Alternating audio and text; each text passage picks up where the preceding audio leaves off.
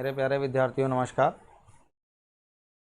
एक वस्तु के मूल्य में 8% की वृद्धि की। हमने मान लिया कि उस वस्तु की कीमत है x। पहले इस वस्तु के मूल्य में 8% की वृद्धि की गई, तो मैंने आपको बताया था जब अगर बोलेगा 10% की वृद्धि की गई तो 100 + 10 लेंगे। r की वृद्धि की गई तो 100 + r लेंगे, तो 100 + r/100।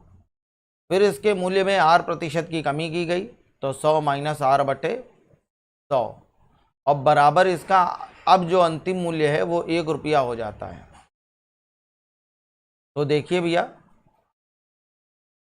तो कह रहा बताइए आरंभ में मूल्य क्या था, x की वैल्यू जानना चाहता है, तो ये 100 जाएगा ऊपर और ये आ जाएगा नीचे।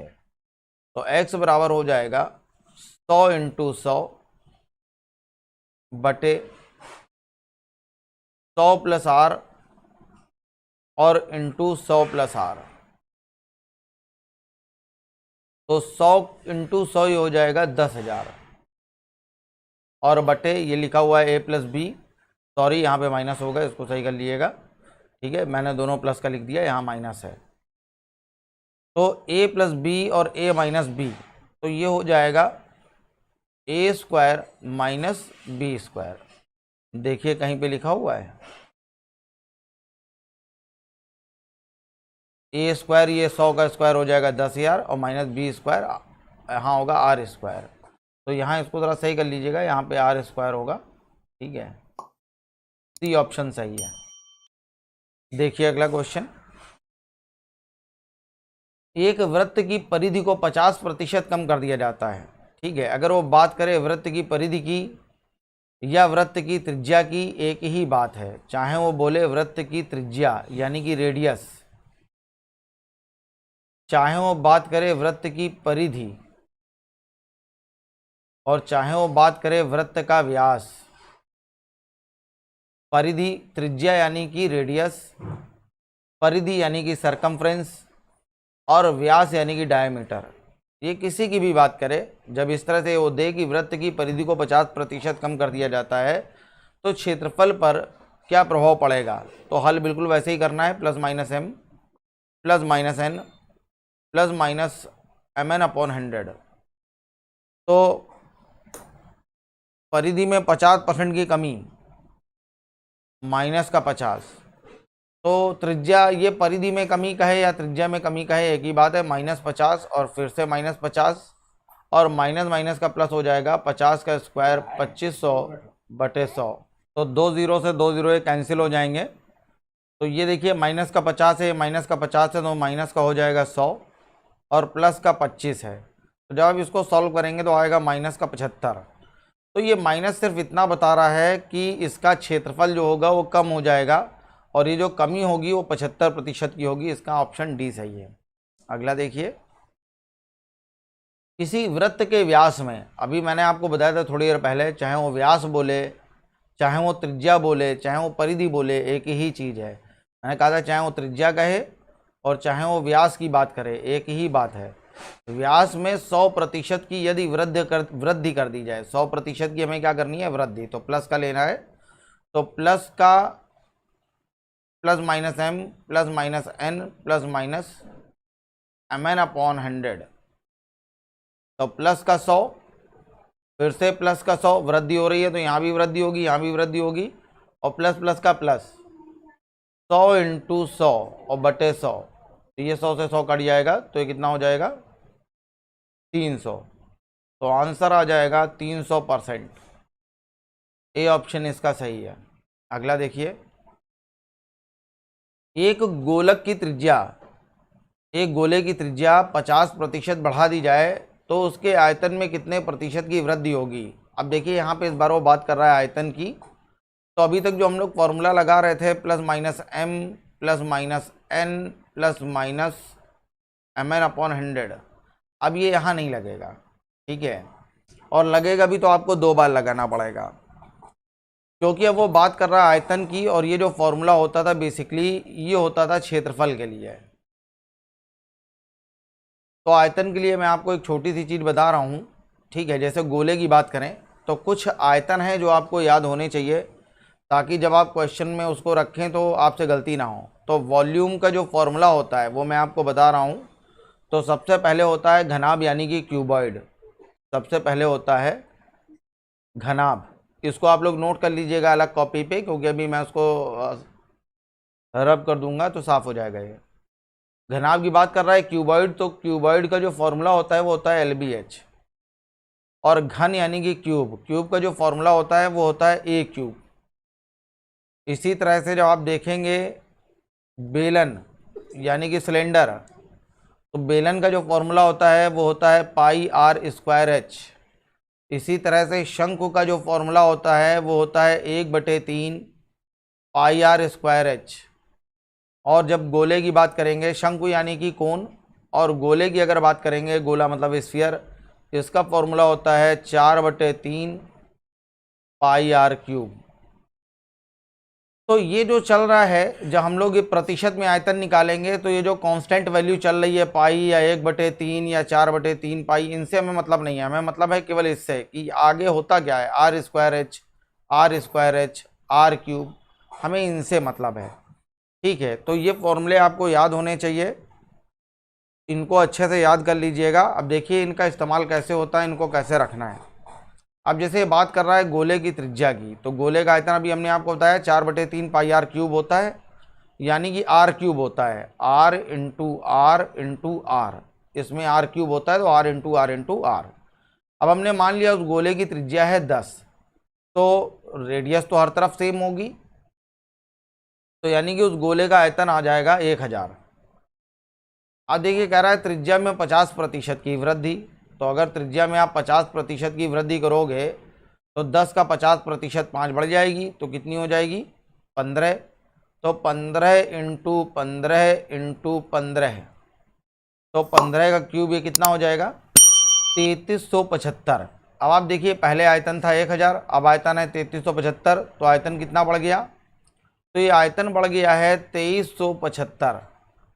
2375 आयतन बढ़ रहा है कितने में, 1000 में। तो प्रतिशत वृद्धि पूछ रहा है, तो हमें निकालना है 2375 1000 का कितने प्रतिशत है, तो ये 0 से यहाँ पॉइंट आ जाएगा, तो आंसर आ जाएगा 237.5% की वृद्धि। तो इसका आंसर है डी ऑप्शन सही है। अगला देखिए, तो अगला क्वेश्चन है, यदि एक घन की प्रत्येक भुजा को 10% बढ़ा दिया जाए तो घन का आयतन कितने प्रतिशत बढ़ जाएगा। तो देखिए घन की बात कर रहा है, अभी मैंने आपको थोड़ी देर पहले बताया था कि घन का जो फॉर्मूला होता है वो होता है भुजा क्यूब, A क्यूब। तो A क्यूब मतलब A × A। तो घन की भुजा हमने मान ली 10 है, तो 10 × 10 × 10, तो घन का आयतन हो जाएगा 1000। अब इसकी प्रत्येक भुजा 10% बढ़ानी है, तो ये हमने यहाँ 10% बढ़ा दिया, तो 10 का जो 10% होता है वो होता है 11। इसी तरह से ये भी 10% बढ़ जाएगी, ये भी 10% बढ़ जाएगी। जो काम एक भुजा के साथ किया जाएगा वही सारी भुजाओं के साथ हो जाएगा। तो घन का नया आयतन हो जाएगा 1331, 11 का क्यूब होता है। तो देखिए आयतन बढ़ रहा है या कम हो रहा है, बढ़ गया, कितना बढ़ गया 331 बढ़ जाएगा कितने में 1000 में। तो 331 1000 का कितने परसेंट है, 0 से 0 हट गया, यहाँ जाएगा पॉइंट, आंसर आ जाएगा 33.1% है। सी ऑप्शन इसका सही है। देखिए भैया अगला, अभी मैंने आपको बताया था कि सिलेंडर का जो आयतन होता है वो होता है πr²h, तो ये हो जाएगा r × h। तो इसकी रेडियस भी हमने 10 मान ली और इसकी ऊंचाई भी हमने 10 मान ली, तो इसका जो आयतन हो जाएगा वो आयतन हो जाएगा 1000।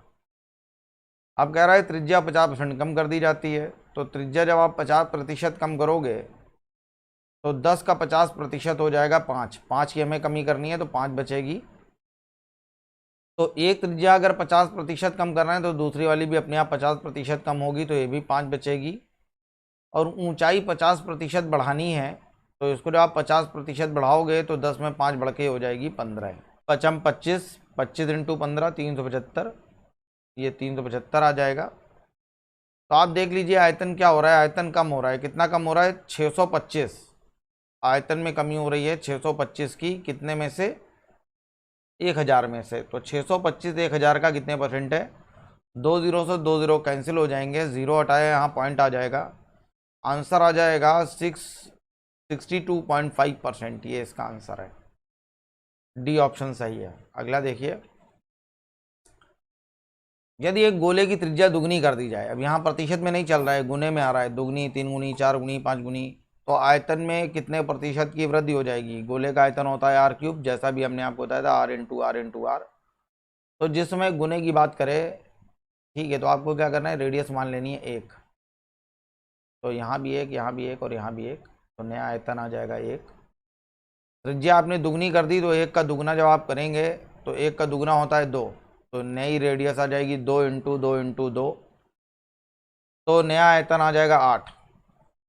अब यहाँ दो तरह के सवाल बनते हैं, मेरी बात ध्यान से सुनिएगा। सबसे पहला सवाल बनता है जो इसने पूछा है, आयतन में वृद्धि का प्रतिशत बताइए, और दूसरी बात पूछता है कि अब आयतन पहले के आयतन का कितने गुना है। अगर ये पूछेगा कि अब आयतन पहले के आयतन का कितने गुना है, तो अब आयतन पहले के आयतन का, ठीक ठीक देखने में मालूम चल रहा है 8 गुना है। अब आयतन पहले के आयतन का कितने % है, तो अब आयतन जो पहले का आयतन था 100, तो अब पहले का आयतन जो था वो था 1, अब जो आयतन है वो है 8। तो अब आयतन पहले के आयतन का जब आप देखोगे कि कितने गुना है, तो मालूम चलेगा 8 गुना है, और परसेंट में आप देखोगे तो 800% है। लेकिन उसने ये चीज़ नहीं पूछी, वो जानना चाहता है, वो ये नहीं पूछ रहा था कि अब आयतन कितने % है, ये बात उसने नहीं पूछी, मैंने आपको अलग से बताई है। वो पूछ रहा है आयतन में वृद्धि का प्रतिशत बताइए, तो आयतन कितना बढ़ गया है, 7, कितने में, 1 में, तो 7 1 का कितने % है, तो आंसर आ जाएगा 700% है। तो आयतन 700% बढ़ जाएगा। कई लोग गलती करते हैं, इसमें 800 टिक कर देते हैं, इसलिए मैंने आपको बताया था, ठीक है। अगला देखिए, अब ये जनसंख्या वाले सवाल हैं, मशीन की कीमतों वाले सवाल हैं, इसमें दो तरह के सवाल बनते हैं, ठीक है। आपको एक बात ध्यान देने की ज़रूरत है ताकि आपसे कभी गलती ना हो। जब आप यहाँ ध्यान देंगे तो सबसे पहले हम लोग हैं प्रेजेंट में, फिर आगे आता है फ्यूचर, और पीछे की जो चीज़ें चल रही होती हैं वो चल रही होती पास्ट में। अगर वो पास्ट की कीमत दे रहा है, और प्रेजेंट की कीमत पूछ रहा है, तो इसका मतलब वो आगे बढ़ रहा है। प्रेजेंट की कीमत दे रहा है और फ्यूचर की कीमत पूछ रहा है कि 2 साल बाद बताइए इसकी कीमत क्या हो जाएगी, तो वो आगे बढ़ रहा है।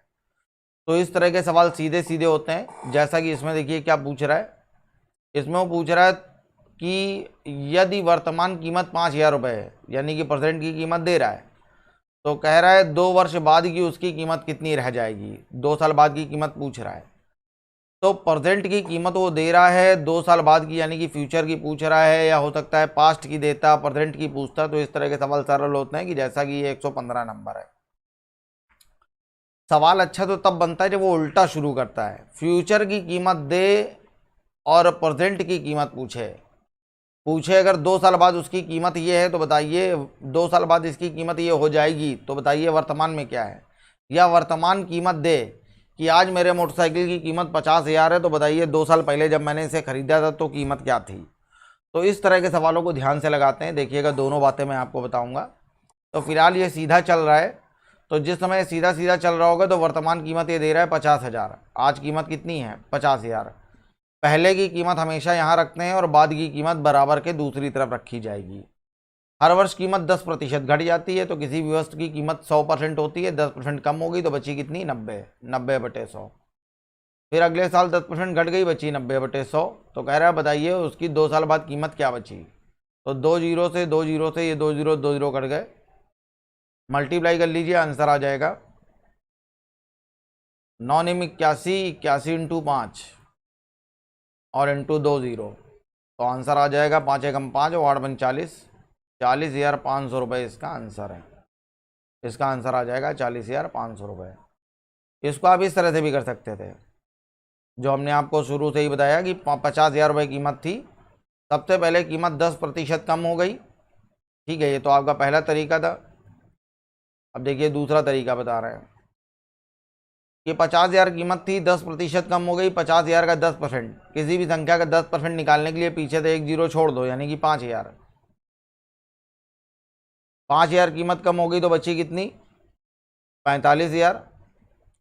और फिर दोबारा अगले साल इसकी कीमत फिर से 10% कम हो गई, तो इसका 10% जब आप निकालोगे फिर पीछे से एक जीरो छोड़ दो, यानी कि 4500। इसमें 4500 घटा लीजिए तो ये आंसर आ जाएगा 40,500। तो बस यही पूछ रहा था कि बताइए 2 साल बाद उसकी कीमत क्या रह जाएगी, आंसर निकल आया 2 साल बाद कीमत 40,500 रह जाएगी। तो इसको आप इस तरह से भी कर सकते हो और इस तरह से भी कर सकते हो, दोनों तरीके एकदम सही हैं, जो आपको सही लगे। अगला देखिए, एक वस्तु के मूल्य में हर वर्ष उसके मूल्य की कीमत का 10% ह्रास यानी कि कमी हो रही है। यदि वस्तु का वर्तमान मूल्य, अब देखिए जो बात मैं आपसे बोल रहा था सवाल उल्टा है, यदि वस्तु का वर्तमान मूल्य 729 रुपये हो तो 3 साल पहले उसकी कीमत क्या थी, तो वर्तमान कीमत दे रहा है। तो हमने आपसे बताया कि जो पहले की कीमत है, ठीक है, वो हमेशा पहले रखेंगे, जो पहले की कीमत है वो पहले रखेंगे, इनटू जो भी प्रतिशत में वृद्धि या कमी हो रही है, और बराबर बाद की कीमत यहाँ रखी जाती है। इस तरह से रखना है हमेशा। तो 3 साल पहले का मूल्य पूछ रहा है, तो पहले का मूल्य हमें निकालना है। तो हमने मान लिया पहले का मूल्य है x, अब 10% की दर से कमी हो रही है, 10% पहले के मूल्य में कमी हो गई, तो 10% मूल्य कम हो गया तो बचा 90, और ये काम होना है लगातार 3 बार, तो फिर से 90/100 और इंटू 90/100, और लगातार 3 बार यही चलेगा, और बराबर आंसर आ जाएगा 729। तो हल कर लीजिए, ये 2 जीरो से 2 जीरो कैंसिल हो गए, ये 0 से 0 कैंसिल हो जाएगा, तो 9 इंटू 9 81, 81 इंटू 7 729, ये कैंसिल हो जाएगा। तो x बराबर क्या आ जाएगा, x बराबर आ जाएगा 1000। ये इसका आंसर है, यानी कि 3 साल पहले उसकी जो कीमत थी वो 1000 रुपये थी, आंसर है। अगला देखिए, एक महाविद्यालय के व्यावसायिक पाठ्यक्रम में हर वर्ष 15% सीटें बढ़ जाती हैं। यदि सन 2012 में 800 विद्यार्थी हों तो 2014 में सीटों की संख्या कितनी हो जाएगी। देखो 2012 का दे रहा है और 14 का पूछ रहा है, ठीक है, तो 2 साल आगे की बात कर रहा है। तो जब ये 2 साल आगे की बात कर रहा है तो यानी कि आगे बढ़ रहा है, तो कोई दिक्कत नहीं, सीधे सीधे सवाल हल कर लीजिए। 2012 में 800 विद्यार्थी थे, 15% सीटें हर साल बढ़ रही हैं, तो 100% थी, 15% बढ़ गई, तो 115/100 इंटू 115/100। अब पूछ रहा है बताइए अब सीटें कितनी हैं, तो ये 2 जीरो से 2 जीरो कैंसिल हो जाएगा। 5 से हमने इसको काटा, 5 दूना 10, 5 तिया 15, 5 से काटा 5 दूना 10, 20 आ गया। 5 से काटा 5 चौको 20, फिर 5 से इसको काटा 23 आ जाएगा। 4 से हमने इसको काटा, 4 दूना 8, तो 23 का स्क्वायर होता है 529, और इंटू 2, आंसर आ जाएगा 1058। ये इसका आंसर है, ए ऑप्शन सही है। अगला देखिए, एक तालाब में मेढकों की संख्या प्रत्येक वर्ष में 5% बढ़ जाती है। आज 4410 मेढक हो तो 2 साल पहले कितने थे। अब यहाँ देखिए 2 साल पहले के मेढक पूछ रहा है। अब 2 साल पहले के अगर वो जानना चाहता है, आज के दे रहा है, आज के दे रहा है और 2 साल पहले के पूछ रहा है, तो ये सवाल उल्टा चल रहा है। तो इसको कैसे करेंगे, हमने आपको पहले ही बताया।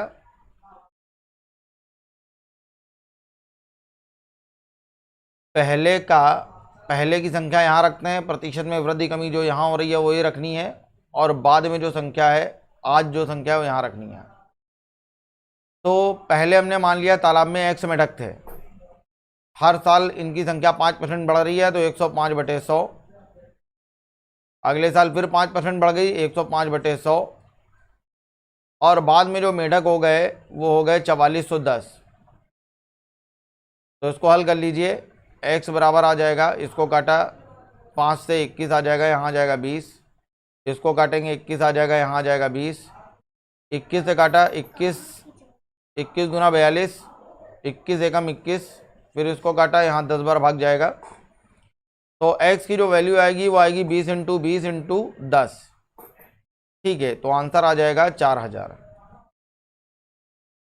तो 2 साल पहले तालाब में 4000 मेढक थे, ये इसका आंसर है, ठीक है। अगला देखिए, एक पेड़ हर वर्ष अपनी ऊंचाई के 1/8 के बराबर बढ़ जाता है। आज उसकी ऊंचाई 64 सेंटीमीटर हो तो 2 साल बाद कितनी हो जाएगी। तो आज उसकी ऊंचाई बता रहा है कि 64 सेंटीमीटर है। आज जो उसकी ऊंचाई है प्रेजेंट में वो 64 सेंटीमीटर है। अब देखिए पहले साल क्या होगा, पहले हर साल उसकी ऊंचाई 1/8 बढ़ रही है। तो देखिए दो तरीके मैं आपको बता रहा हूँ, दोनों ध्यान से देखिएगा।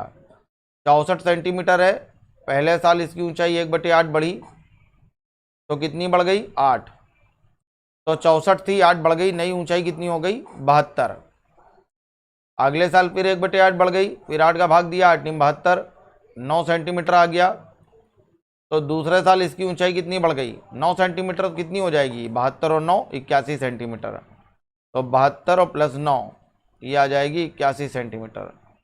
तो पेड़ की नई ऊंचाई आ गई 81। इसको करने का एक तरीका और है, हर साल पेड़ की ऊंचाई अगर 1/8 बढ़ रही है, ये देखिए पहला तरीका था। अब देखिए दूसरा तरीका दिखा रहे हैं हम आपको। अगर हर साल पेड़ की ऊंचाई 1/8 बढ़ रही है तो एक तो ऊंचाई है ही है और प्लस 1/8 और बढ़ गई, तो नई ऊंचाई क्या हो जाएगी 8 × 8 और 1 9, 9/8। या इस बात को आप इस तरह से भी लिख सकते हैं, हर साल पेड़ की ऊंचाई 1/8 बढ़ रही है तो इसका मतलब पेड़ की ऊंचाई अगले साल 8 तो है ही है और प्लस 1 और बढ़ जाएगी तो कितनी हो जाएगी 9।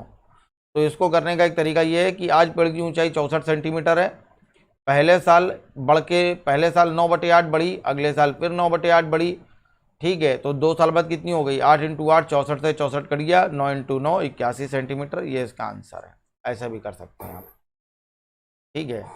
तो इसका डी ऑप्शन सही है 81 सेंटीमीटर। अगला देखिए, यहाँ से अपने चुनाव वाले सवाल शुरू हो रहे हैं, ठीक है। तो चुनाव बहुत अच्छे से पढ़िएगा, बहुत खास टाइप है ये। अब चुनाव में क्या होता है कि किसी भी शहर से चाहे जितने उम्मीदवार खड़े हो जाए, वोट डालने के लिए तो उतने ही लोग हैं ना शहर में जितने पहले थे। एक आदमी खड़ा है तो भी उतने लोग वोट डालेंगे, 2 हैं तो भी उतने ही डालेंगे, 5 हैं तो भी उतने ही डालेंगे। तो किसी भी चुनाव में पड़ने वाले कुल मतों की संख्या, ठीक है। सबसे पहले मैं आपको कुछ चीज़ें बता दूं इसमें जिन शब्दों का इस्तेमाल होता है। सबसे पहले बात होती है कुल मत। आगे अच्छे सवाल के लिए मैं आपको एक चीज़ क्लियर करा रहा हूं बस। सबसे पहली बात आती है कुल मत, तो ये है टोटल वोट। तो कुल मत क्या होते हैं, किसी भी चुनाव में पड़ने वाले कुल मतों की संख्या। किसी भी नगर में जो कुल मत हैं वही उसकी कुल जनसंख्या होती है। उस नगर में जितने लोग हैं उन्हीं का नाम तो मतदाता सूची में होगा। तो किसी भी नगर की कुल जनसंख्या, कुल मतों की संख्या, कुल मतदाता एक ही बात है। अब कुल मत तो 100% होते हैं। किसी भी चुनाव में पड़ने वाले किसी भी चुनाव में कुल मतों की संख्या होती है 100%, कुल मतों की संख्या 100%। अब इनमें से कुछ वोटर ऐसे भी हैं जो वोट डालने नहीं जाते हैं, ठीक है। कुछ लोग ऐसे भी होते हैं जो वोट नहीं देते हैं। तो मान लीजिए 10% लोगों ने वोट नहीं दिए, तो 100 में से 10% लोगों ने वोट नहीं दिए, यानी कि 10 लोगों ने वोट नहीं दिए।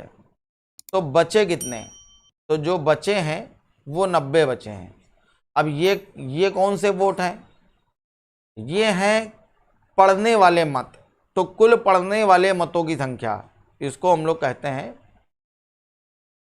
पढ़ने वाले मत या पढ़ने वाले कुल मत।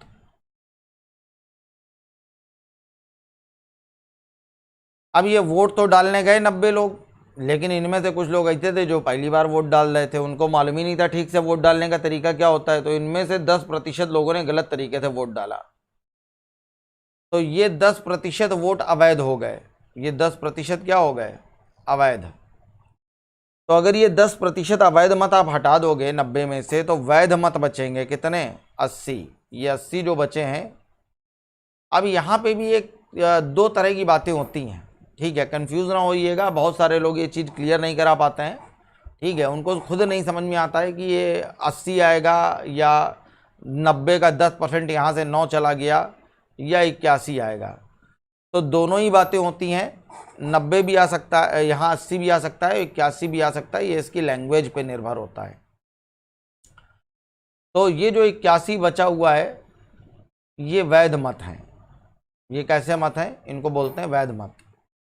तो ये आपको थोड़ा सा ध्यान रखना है। मैं फिर से आपको बता रहा हूँ, किसी भी चुनाव में पड़ने वाले कुल मतों की, किसी भी चुनाव में कुल मतों की संख्या हमेशा 100% होती है। किसी भी चुनाव में कुल मतों की संख्या हमेशा 100% होती है। तो देखिए सबसे पहले सरल सवालों शुरू कर रहे हैं। किसी भी चुनाव में कुल मतों की संख्या 100%। अब कह रहा है एक चुनाव में 2 उम्मीदवारों ने भाग लिया, उनमें से एक को 60% वोट मिले। इसमें से पहला वाला जो था उसको 60% वोट मिले, तो 100 का 60% 60 वोट मिले, तो जो बच गए वो दूसरे वाले को मिले होंगे। तो दूसरे वाले को कितने वोट मिले होंगे? 40। और वह 1600 वोटों से जीत गया। और ये कौन जीत रहा है देख के बताइए, 40 वाला या 60 वाला? 60 वाला जीतेगा। तो मेरे हिसाब से ये जीता है 20% वोटों से, और सवाल में बता रहा है जीत गया 1600 वोटों से। तो 1% बराबर होगा, ये 0 से 0 कैंसिल हो गया, 2 से काटा 2 अट्ठे 16, 80 आ गया। तो कह रहा है 1% बराबर हमने निकाल लिया 80 है। तो कह रहा है बताइए कुल मतों की संख्या कितनी थी? 1 बराबर 80 के, तो 100 बराबर कितना आ जाएगा? 8000। तो 100% बराबर आ जाएगा 8000, इसका आंसर है। तो ये हमने निकाल लिया उस नगर की कुल जनसंख्या। एक चुनाव में केवल 2 उम्मीदवार हैं, उनमें से 63% मत पाने वाला उम्मीदवार 650 मतों के बहुमत से जीत जाता है।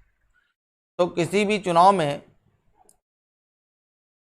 कुल मतों की संख्या 100%, किसी भी चुनाव में कुल मतों की संख्या 100%। अब इसमें से जो जीता है, जो पहला वाला उम्मीदवार था, जो पहला वाला बंदा था, उसको 63% वोट मिले हैं पहले कैंडिडेट को। अगर इसको 63% वोट मिल गए तो दूसरे वाले को कितने मिले होंगे? सेकंड वाले को। तो 100 में 63 घटा दीजिए, तो उसको मिले होंगे 37% वोट दूसरे वाले को। तो कौन जीता? आप देख के ही आपको मालूम चल रहा होगा, पहला वाला जीत गया है। तो देखिए कितने वोटों से जीता है। तो 63 में से 37 घटा लीजिए, 63 में से 37 घटा लिए तो आ जाएगा 26। तो मेरे हिसाब से जीता है 26% वोटों से, और सवाल में जीत रहा है 650 वोटों से। 13 दूना 26, 13 से काटा 13 पंचे 65, इसको काट लेंगे तो 1 बराबर आ जाएगा 25 के। तो कह रहा है चुनाव, अब जरूरी नहीं है 1 बराबर 25 के 100 बराबर 2500, देखिए ऑप्शन में भी है 100 बराबर 2500, लेकिन ये गलत है, ये आंसर नहीं है। ये क्या पूछ रहा है ये ध्यान दीजिए, चुनाव हारने वाले उम्मीदवार को प्राप्त मतों की संख्या बताइए। जो हारा है उसको कितने वोट मिले हैं निकालने हैं, तो वो निकालना है। तो ये हो जाएगा 37 इंटू हारने वाले को कितने मिले हैं? 37%। तो ये हो जाएगा 37 इंटू 25, मल्टीप्लाई कर लिए, 25 का गुणा किया, 25 सत्ते 175, 175 की 5 यहाँ से लगा 17, 25 दिया 75, 75 और 17 92, 925 इसका आंसर है। बी ऑप्शन सही होगा। अब ये कह रहा है एक चुनाव में 3 उम्मीदवार थे। अब यहाँ पे हमने आपसे पहले ही बताया था 2 लोग हों, 3 लोग हों, 5 लोग हों, कोई फर्क नहीं पड़ता कितने लोग हैं, ठीक है, क्वेश्चन उसी तरह से हल होगा। तो ये कह रहा है एक चुनाव में 3 उम्मीदवार थे, तो किसी भी चुनाव में कुल मतों की संख्या 100% ही रहेगी, चाहे 3 लोग खड़े हों, चाहे उस चुनाव में 4 लोग खड़े हों। कह रहा है जिसमें तीसरे पायदान का उम्मीदवार, जिसमें तीसरे पायदान का उम्मीदवार, ये जो थर्ड पोजीशन पे रहा है, उसे 22% वोट मिलते हैं।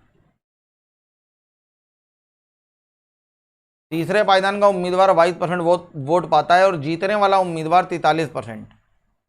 और जो जीता है, जो पहले नंबर पे आया है, उसे 43% वोट मिलते हैं। और ये अपने निकटतम प्रतिद्वंदी को, अब जरा देखिएगा, ये कह रहे हैं निकटतम प्रतिद्वंदी को 3600 वोटों से हरा देता है। अब सीधी सी बात है, अगर 3 लोग हैं तो जीता तो एक ही होगा, तो जीता तो एक ही है, तो इसने हराया इसको भी है, दूसरे वाले को इसको भी हराया है। लेकिन ये बात कर रहा है किसकी? ये बात कर रहा है निकट प्रतिद्वंदी, ठीक है, जो इसका सबसे तगड़ा कॉम्पिटिटर था, जो इसको मिले वोटों के सबसे ज़्यादा करीब था। तो देखिए ज़रा, 43 ये और 22 ये, कितना निकल गया? 3 2 5, 4 2 6, 65 निकल गया, तो बचा कितना? 35। तो यानी कि ये जो दूसरा वाला उम्मीदवार था, इसको 35% वोट मिले हैं, इसको 43 मिले हैं, तो ये हार गया कितने परसेंट वोटों से? पहला वाला कितने परसेंट वोटों से जीता है? 538% वोटों से। तो मेरे हिसाब से इसने अपने प्रतिद्वंदी को 8% वोटों से हराया है, और सवाल में हरा रहा है 3600 वोटों से। तो 1% बराबर होगा 8 चौको 32, 4 बचा 40 हो गया, 8 पंच 40, 0 450 के। तो कह रहा बताइए कुल मतदाता कितने? अभी तक तो आप जान ही गए होंगे, 100% बराबर आ जाएगा 45,000। ए ऑप्शन सही है। अगला देखिए, बिल्कुल सेम वैसे ही क्वेश्चन है, बस ये थोड़ा सा अच्छा है। ठीक है, आपको एक चीज़ इसमें ध्यान देनी है, बढ़िया सवाल है। एक चुनाव में 3 उम्मीदवार थे। किसी भी चुनाव में पड़ने वाले कुल मतों की संख्या 100%, किसी भी चुनाव में कुल मतदाता 100%, जिसमें तीसरे पायदान का जो उम्मीदवार है, जो थर्ड नंबर पे आया है, इसे 12% वोट मिलते हैं। तीसरे पायदान के उम्मीदवार को 12% वोट मिलते हैं और जीतने वाला उम्मीदवार 16,800 वोट प्राप्त करता है और अपने प्रतिद्वंदी को 6% वोटों से हरा देता है। तो सुनिएगा मेरी बात, एक बहुत खास बातदार हैं, कई लोग इसमें गलती करते हैं कि जीतने वाला उम्मीदवार 16,800 वोट प्राप्त करके अपने प्रतिद्वंदी को 6% वोटों से हरा देता है। तो कई लोग क्या करते हैं, कहते हैं 6% बराबर 16,800 हो गए। तो 1% बराबर 6 दूना 12, 4 बचा 48 हो गया, 6 अट्ठे 48, 28 हो गए, 100 बराबर 28,000। वो तो कहिए ऑप्शन में नहीं है, तो ये बिल्कुल गलत है। ठीक है, क्यों गलत है ये भी समझ लीजिए। अब जैसे कह रहा है कि जीतने वाला उम्मीदवार 16,800 मत प्राप्त करके, मेरी बात बहुत ध्यान से सुनिएगा, लैंग्वेज बहुत अच्छा यहाँ से शुरू हो रहा है धीरे धीरे। कह रहा है जीतने वाला उम्मीदवार 16,800 मत प्राप्त करके, इसने 16,800 वोट पाए हैं, ना कि इसने 16,800 वोटों से हराया है। ठीक है, तो ये 16,800 वोट प्राप्त कर रहा है और ये अपने प्रतिद्वंदी को 6% वोटों से हरा देता है। ये अपने प्रतिद्वंदी को 6% वोटों से हरा देता है। तो एक चीज़ देखिए, इसका मतलब ये है कि ये जो पहला वाला बंदा था और ये जो दूसरा वाला बंदा है, ये बता रहा है कि इसने इसको हराया है कितने परसेंट वोटों से, 6% वोटों से। यानी कि इन दोनों के बीच 6% का डिफरेंस है। लेकिन पहले वाले को कितने मिले, दूसरे वाले को कितने मिले, ये नहीं बता रहा है। ठीक है, तो देखिएगा ये सवाल यहीं अच्छा हो गया है। इसको कैसे हल करेंगे, और मैं तो कहूँगा ये सवाल इसको पॉज करके अपने आप हल करिएगा, तब आप देखिएगा आपको दिक्कत कहाँ हो रही है, उसके बाद मेरा सॉल्यूशन देखिएगा। तो हमने मान लिया कि दूसरे वाले उम्मीदवार को मिले x वोट, तो पहले वाले को 6% ज़्यादा मिलेंगे, इसको मिलेंगे x + 6, और 100 में से ये 12 निकल गए तो बचे कितने, 88। यानी कि इन दोनों को टोटल मिले होंगे 88। तो x + 6 बराबर हो जाएगा 88 के, तो 2x बराबर हो जाएगा 88 में से 6 गया 82, तो x बराबर आ जाएगा 41। तो हमें मालूम चल गया ये जो पहला वाला उम्मीदवार था, इसको जो वोट मिले हैं वो मिले हैं 41%, और इसको मिले होंगे x बराबर 41। ये दूसरे वाले को मिले हैं 41% और पहले वाले को मिले होंगे 41% और प्लस 6, तो कितने हो गए, ये हो जाएंगे 47%। तो पहले वाले को मिले हैं 47, और सवाल में ये बता रहा है कि जीतने वाला उम्मीदवार 16,800 वोट प्राप्त करता है। ये जो पहला वाला बंदा है इसको 16,800 वोट मिले हैं और मेरे हिसाब से कितने मिले हैं, 47%। तो यानी कि हम जान गए कि 47% जो बराबर होगा ये 16,800 के बराबर होगा। तो 1% बराबर होगा 4 सत्ते 28 और 4 चौको 16, 400 के। तो कह रहा बताइए कुल मतदाता कितने हैं, 100% बराबर क्या हो जाएगा, 40,000। सी ऑप्शन इसका सही है, 100% बराबर हो जाएगा 40,000। अब देखिए एक चीज़ आपको बता रहे हैं इसी क्वेश्चन को, ये जो हमने प्रोसेस की थी अभी, ये हमने जो पूरी प्रोसेस की है x मान के, अगर ये x मान के पूरा प्रोसेस आप नहीं करना चाहते हो, ठीक है, तो इसको डायरेक्ट करने का भी एक तरीका है, मैं आपको बता रहा हूँ, समझ लीजिएगा। फिर इस क्वेश्चन को हम लोग डायरेक्ट कर लेंगे, पूरा क्वेश्चन डायरेक्ट हो जाएगा। अब देखिए कैसे, कि अब मान लीजिए कि आपके पास 10 रुपये हैं, ये हो आप और ये हैं हम। आपके पास 10 रुपये हैं और मेरे पास भी 10 रुपये हैं। अगर हम अपने पास से 2 रुपये आपको दे दें तो आपके पास कितने हो जाएंगे, 12, और हमारे पास कितने बचेंगे, 8। तो डिफरेंस कितने का आया, 4 का। तो मैंने दिया तो आपको सिर्फ 2 ही रुपया है, लेकिन मेरे आपके बीच में जो अंतर आएगा वो दो का ना आके 4 का आएगा। तो अब जैसे मान लीजिए 40 रुपये हैं और ये 2 लोग हैं, इन दोनों में बांटना है, और ये बता रहा है कि इन दोनों में 8 का अंतर है। इन दोनों में 8 का अंतर है, तो अगर हम बराबर बराबर बांटते तो 20-20 बांटते, लेकिन हमें 8 का अंतर रखना है। तो अगर आप 8 का अंतर रखना चाहते हो, अगर आप 4 का अंतर रखना चाहते हो तो 4 का आधा 2 देना है। आप 8 का अंतर चाहते हो, 8 का आधा 4 दो, तो इसको 4 एक्स्ट्रा लिखो 24, इसको 4 कम लिखो 16। आप देखो ये 8 का अंतर हो गया, दोनों का ऐड करोगे आप 40 ही आएगा। आगे आपको समझ में?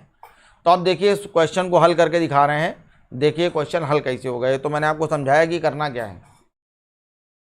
अब देखिए एक चुनाव में 2 उम्मीदवार थे, एक चुनाव में 2 उम्मीदवार 3 उम्मीदवार थे,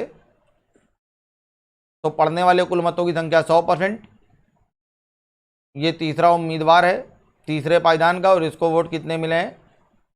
12%। ये दूसरे नंबर वाला है और ये पहले नंबर वाला है। अब इसको 12% वोट मिल गए और ये अपने प्रतिद्वंदी को 6% वोटों से हरा देता है, यानी कि इसको 6% ज़्यादा मिले हैं। तो 88 100 में से जब आप 12 हटा दोगे तो कितना बचेगा? 88। तो हमें मालूम है इन दोनों को मिला के हमें 88 बांटना है, तो 88 का आधा 44 इसको मिलेगा और 44 इसको मिलेगा। अब अगर आप चाहते हो कि 6 का अंतर हो तो 6 का आधा 3 यहाँ जोड़ दो, तो यहाँ आ जाएगा 47%, और यहाँ 4 कम कर दो, यहाँ आ जाएगा 41%। तो जो चीज़ अभी हमने x से निकाली थी वो देखिए डायरेक्ट आ गई। अब कह रहा है जीतने वाला उम्मीदवार 16,800 मत प्राप्त करता है। इसने इसको 16,800 से हराया नहीं है, इसको 16,800 वोट मिले हैं, तो 47% बराबर हो जाएगा 16,800 के। तो 1% बराबर होगा 7 चौको 28 और 4 चौको 16। 1% बराबर होगा 400 के, तो 100% बराबर हो जाएगा कितने के? 40,000। इसका आंसर है सी ऑप्शन सही है। देखिए अगला क्वेश्चन। एक चुनाव में 3 उम्मीदवार खड़े थे। तीसरे स्थान पर रहने वाले उम्मीदवार ने 10% मत प्राप्त किए, जबकि जीतने वाला और दूसरे स्थान पर रहने वाले उम्मीदवारों के बीच 10% का अंतर था। तो जैसा कि पिछले क्वेश्चन में हमने आपको बताया था, किसी भी चुनाव में कुल मतदाता हमेशा 100% होते हैं, और ये तीसरे पायदान के उम्मीदवार की बात कर रहा है। जो तीसरे नंबर पे आया है वो 10% मत प्राप्त करता है। तीसरे उम्मीदवार वाले को 10% वोट मिले, तीसरे पायदान वाले को। और ये जो पहला वाला उम्मीदवार था और ये जो दूसरे पायदान का उम्मीदवार था, इन दोनों के बीच जो है वो 10%, कुल मतों के 10% का अंतर है। तो अगर इस 100% में से 10% निकल गए तो बचे कितने? 90। और ये 90 इन दोनों के बीच में बंटने हैं और इन दोनों में 10% का अंतर रखना है। जैसा कि पिछले वीडियो में हमने आपको बताया था कि अगर आधे आधे बांटेंगे तो ये 45-45 दोनों को मिल जाएंगे। लेकिन अगर आप चाहते हो कि डिफरेंस 10% का आए तो इसको 5 बढ़ा लीजिए, ये हो जाएगा 50। इसको 5 कम कर लीजिए, ये हो जाएगा 40। 10% का अंतर देखिए यहाँ पे आ गया है।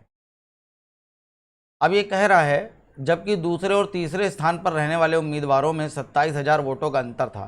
तो खास बात यह है कि ये डिफरेंस 27,000 का जो दे रहा है ये किसके बीच में है? दूसरे और तीसरे वाले के बीच में। तो मेरे हिसाब से दूसरे और तीसरे वाले के बीच में अंतर है 30% का, और सवाल में है 27,000 का।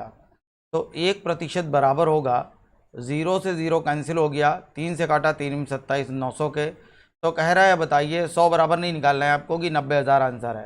ये कह रहा है, देखिए क्या कह रहा है, जीतने वाले ने कितने वोट प्राप्त किए हैं, तो हमें 50 बराबर निकालना है। तो 50% बराबर होगा 9 पना 45, 45,000 के। इसका आंसर सी ऑप्शन सही है, 45,000। देखिए अगला क्वेश्चन। एक चुनाव में केवल 2 उम्मीदवार थे। एक उम्मीदवार को 40% मत मिले, तो किसी भी चुनाव में कुल मतों की संख्या हो जाएगी 100%। पहले वाले को 40, पहला वाला क्वेश्चन जो हमने आपको बताया था एकदम सिंपल वाला टाइप, वही वाला है। कह रहा है उनमें से एक उम्मीदवार को 40% वोट मिले। तो एक उम्मीदवार को अगर 40% वोट मिले हैं 100 में से, तो बच्चे कितने? 60। वो किसको मिलेंगे? दूसरे वाले को। तो ये दूसरा वाला जीत गया कितने % वोटों से? 20% से। आप ये कह लीजिए कि ये पहला वाला जीत गया, या आप ये कहिए दूसरा वाला हार गया, एक ही बात है। तो ये हार गया है कितने वोटों से? ये हारा है 20% वोटों से। और सवाल में हार गया वह एक अन्य उम्मीदवार से 298 वोटों से हार जाता है, और ये हारा है 298 वोटों से। तो 20% बराबर होगा 298 के, तो 1% बराबर होगा 298/20 के। तो कह रहा है डाले गए कुल मतों की संख्या, तो सारे के सारे ही वोट पड़े हैं, तो 100% बराबर होगा इंटू 100 के। 20 से काटा 20 पंचे 100, 5 का गुणा कर लीजिए, आंसर आ जाएगा। आंसर आ जाएगा 14 5 अट्ठे 40 की 0, वहाँ से लगा 4, 5 निम 45, 45 और 4 49, 49 की 9, वहाँ से लगा 4, 5 दूना 10 और 4 14। आंसर आ जाएगा 1490, सी ऑप्शन सही है। अगला देखिए, एक चुनाव में एक उम्मीदवार जिसे 84% वोट प्राप्त हुए 476 वोटों के बहुमतों से निर्वाचित होता है। एक चुनाव में कुल मतों की संख्या कितनी हो जाएगी? 100%। और जीतने वाले को मिले कितने हैं? 84% वोट मिले हैं, जो जीत गया है पहला वाला। तो अगर इसको 84% वोट मिले हैं तो दूसरे वाले को कितने मिले होंगे? 100 में से घटा लीजिए, तो इसको मिले हैं 16% वोट। तो देखिए कितने प्रतिशत वोटों से हार गया। तो 84 में से 16 घटा लीजिए, जब इसको आप घटाएंगे तो 14 में से 6 गया, 14 में से 6 गया 8, और यहाँ एक जा चुका है, 7 में से 1 गया 6। तो ये हार गया है 68% वोटों से। इसको 68% वोट ज़्यादा मिले हैं और सवाल में मिले हैं 476, तो 68% बराबर होगा 476 के। तो 1% बराबर होगा, भाग दे दिए, 17 से काटा, 17 चौको 68,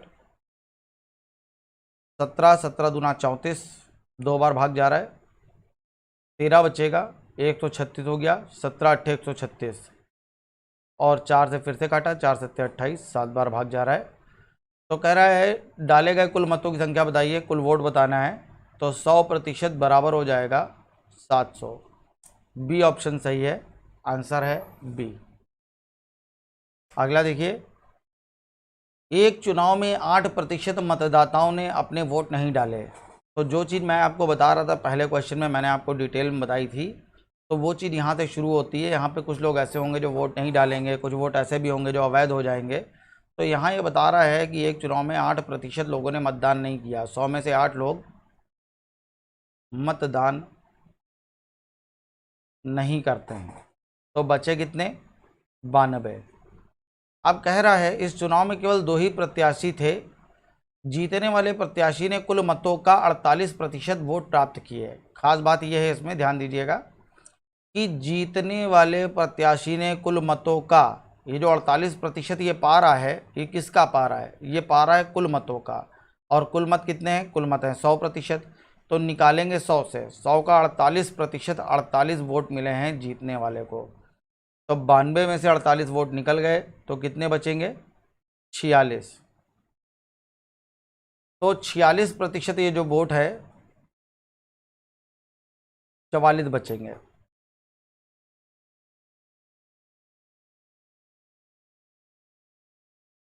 तो 92 में से 48 निकल गए, कितना बचेगा? तो ये बचेगा 44। तो 44% ये आ गया। तो इसने इसको हरा दिया है कितने प्रतिशत वोटों से? इसने इसको हराया है 4% वोटों से। तो मेरे हिसाब से 4% वोटों से जीत गया।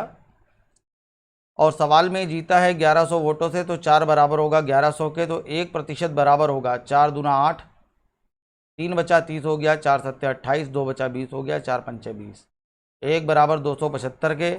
तो कह रहा है कुल कितने मतदाता थे? तो 100% बराबर हो जाएगा 27,500। इसका आंसर डी ऑप्शन सही है, 27,500। देखिए अगला क्वेश्चन, 2 उम्मीदवारों के बीच हुए एक चुनाव में एक उम्मीदवार कुल वैध मतों का 55% वोट प्राप्त करता है। अब यहाँ वैध मतों की बात कर रहा है, वैध या अवैध चलेगा यहाँ पे। तो कह रहा है एक चुनाव में कुल पड़ने वाले कुल मतों की संख्या कितनी हो जाएगी? एक चुनाव में कुल मतों की संख्या होगी 100%। अब इसमें से कह रहा है कि 20% वोट अवैध थे। अवैध वोट क्या होते हैं? जो पड़े तो हैं लेकिन सही नहीं पड़े, उन वोटों को काउंट नहीं किया जाता है। तो ये 20% वोट जो हैं वो अवैध हो गए। और अवैध मत कभी भी जीत हार का फैसला नहीं करते हैं, इनको हटा दिया जाता है। तो ये 20 वोट हमने यहाँ से हटा दिए, 100 में से 20 निकल गया, कितना बचेगा? 80। अब कह रहा है एक उम्मीदवार कुल वैध मतों का, एक उम्मीदवार, ये जो पहला वाला उम्मीदवार है, ये कुल वैध मतों का, वैध मत कितने हैं? 80, ये वैध मत हैं। जीतने वाला उम्मीदवार कुल वैध मतों का 55% मत प्राप्त करता है। तो 80 का 55% निकाल लीजिए, 20 चौको 80 और 20 पंचे 100, 5 से आप काटेंगे आ जाएगा 11। तो 11 चौको 44, यहाँ आ जाएगा 44%। तो पहले वाले उम्मीदवार को 44 वोट मिले हैं 80 में से, तो बचे कितने? वो दूसरे वाले को मिल जाएंगे। तो दूसरे वाले को मिलेंगे 36% वोट। कह रहा है यदि वोटों की कुल संख्या 7500 थी, तो ये 100% बराबर बता रहा है 7500, तो 1% बराबर हम यहाँ से जान जाएंगे 75 है। तो दूसरे उम्मीदवार को कितने वैध मत मिले, तो दूसरे वाले को हमें मालूम है 36% मिले, तो निकाल लिए 36% बराबर होगा 36 × 75 के, मल्टीप्लाई कर लीजिए, आंसर आ जाएगा। देखिए क्या आ रहा है, 6 पंचे 30, 0 वहाँ से लगा 3, 5 या 15, 16 17 18, 7 6 42, 42 की 2 वहाँ से लगा 4, 7 या 21, 21 और 4 25, तो ये आ जाएगा 2700। तो इसका आंसर आएगा 2700, ए ऑप्शन सही है, ए आंसर है इसका। देखिए अगला, दो उम्मीदवारों के मध्य होने वाले किसी चुनाव में पहले उम्मीदवार को कुल वैध मतों के 80% वोट मिले, कुल वैध मतों के 80% वोट मिले। यदि कुल 1,80,000 मतों में से 10% मत अवैध हों। अब यहाँ पे खास बात क्या है कि टोटल वोट वो दे रहा है 1,80,000, तो आपको 100 से हल करने की जरूरत नहीं है, सीधे यही ले लीजिए। 1,80,000 से हमने अपनी काउंटिंग शुरू की, तो टोटल वोटों की संख्या 1,80,000, इसमें से 80% पहले उम्मीदवार को वैध मतों का 80% मिला। पहले तो वैध मत निकालिए, तो 1,80,000 का 10% मत तो अवैध हो गए, तो इसका 10% जब आप निकालेंगे तो ये आ जाएगा 18,000। 18,000 वोट अवैध हो गए, तो वैध मत कितने बचेंगे, 1,62,000, ये वैध मत हैं। और इसमें से बता रहा है कि जो जीतने वाला उम्मीदवार है उसको वैध मतों के 80% वोट मिले, जीतने वाले को वैध मतों के, कुल वैध मतों के 80% वोट मिले पहले उम्मीदवार को। तो पहले उम्मीदवार को 80% वोट मिले, तो दूसरे उम्मीदवार को कितने मिले होंगे, अगर 80 इसको मिल गए तो दूसरे वाले को मिले होंगे 20%, तो इसको निकालने की जरूरत नहीं है। ये पूछ रहा है दूसरे उम्मीदवार को कितने वोट मिले, बस निकाल लीजिए। हमें निकालना है 1,62,000 का 20%, तो 20% आप निकालेंगे कितना आ जाएगा, 0 0 2 दूना 4, 6 दूना 12 2, वहाँ से लगा 1, 2 एकम 2 1 3, 32,400। 32,400 इसका आंसर है, सी ऑप्शन सही है। अगला क्वेश्चन देखिए, एक चुनाव में 2 उम्मीदवार थे, इसमें से कुल मतदाताओं में से 5% लोगों ने अपने मतों का इस्तेमाल नहीं किया, मतों का प्रयोग नहीं किया। तो कुल मतों की संख्या अगर 100% ले ली जाए, तो इसमें से 5% लोग अपने मताधिकार का प्रयोग नहीं करते हैं। तो 100 का 5%, 5 लोग वोट डालने नहीं गए, तो बचेंगे कितने, 95। अब कह रहा है सफल उम्मीदवार को कुल मतों का, यहाँ ध्यान दीजिएगा, यहाँ लिखा हुआ है सफल उम्मीदवार को कुल मतों का 48% मत मिले। तो इसको 48% वोट मिले हैं, लेकिन किसका, कुल मतों का। और कुल मत कितने होते हैं, 100। 100 का 48% जब आप निकालेंगे तो 100 का 48% 48 आ जाएगा। तो 95 में से 48% वोट पहले वाले व्यक्ति को मिल गए, तो अब बचे कितने, तो 95 में से 48 घटा दीजिए, तो आंसर आ जाएगा 47% वोट मिले दूसरे वाले को। अब ये देखिए, इसने इसको हरा दिया है कितने प्रतिशत वोटों से, 1% वोटों से। तो मेरे हिसाब से इसने इसको 1% वोटों से हराया है, और सवाल में हरा रहा है 1500 वोटों से। तो 1% ये बराबर होगा 1500 के।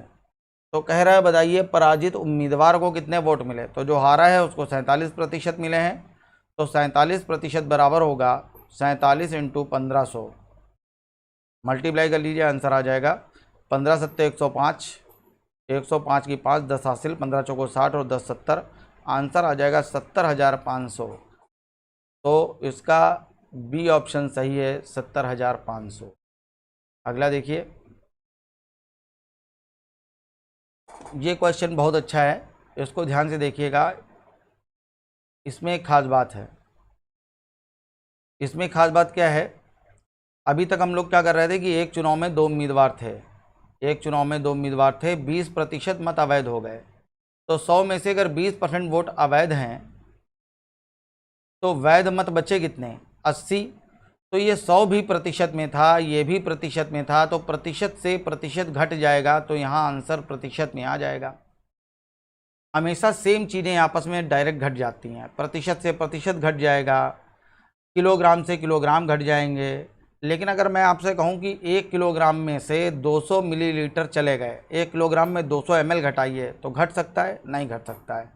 तो इसी तरह से एक खास बात है यहाँ पे कि यहाँ पे वो कह रहा है कि मतदाता सूची में 10% मतों का प्रयोग नहीं किया गया, तो कुल मतों की संख्या है 100%। कुल मतों की संख्या है 100% और इसमें से 10% वोटों का इस्तेमाल नहीं हुआ, तो बचे कितने? 90%। ये पढ़ने वाले मत हैं, ये पढ़ने वाले मत हैं।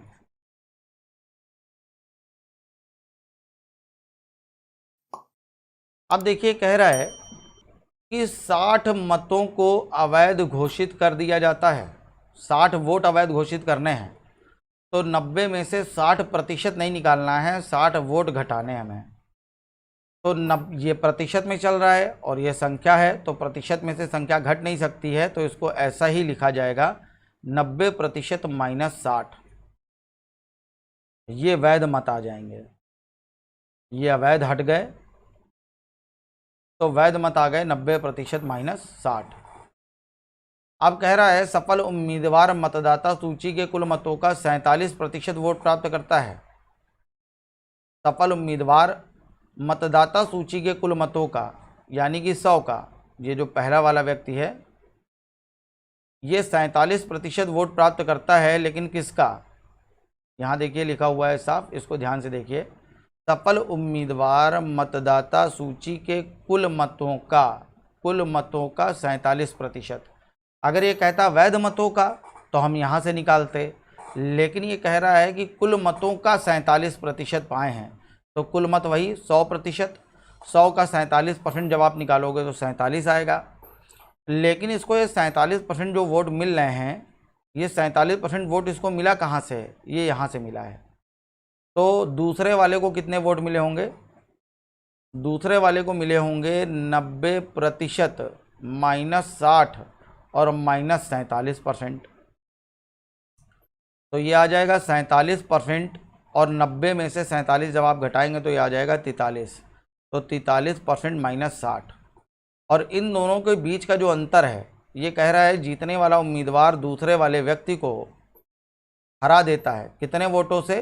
308 वोटों से, और ये बराबर होगा 308 के। तो ये माइनस जब अंदर जाएगा तो इसको भी माइनस करेगा, और ये माइनस यहाँ पहले से ही प्लस हो जाएगा। तो 47% माइनस ये अंदर जाएगा, ये माइनस का हो जाएगा। 43% ये प्लस का हो जाएगा। 60 बराबर आ जाएगा 308। इसको जो आप घटाएंगे तो ये आ जाएगा 4%। ये 60 यहाँ प्लस का है, यहाँ जाएगा माइनस का हो जाएगा। इसको जो आप घटाएंगे तो ये आ जाएगा 248। तो 1% बराबर होगा 4 छंग 24 और 4 दूना 8, 62 के।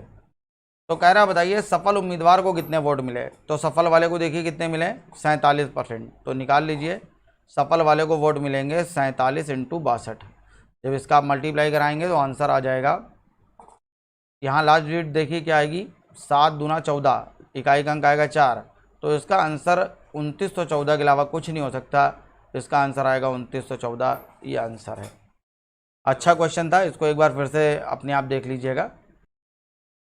एक नगर पालिका के चुनाव में मतदाता सूची में जितने भी मतदाताओं के नाम थे, उनमें से 20% लोग वोट देने नहीं गए।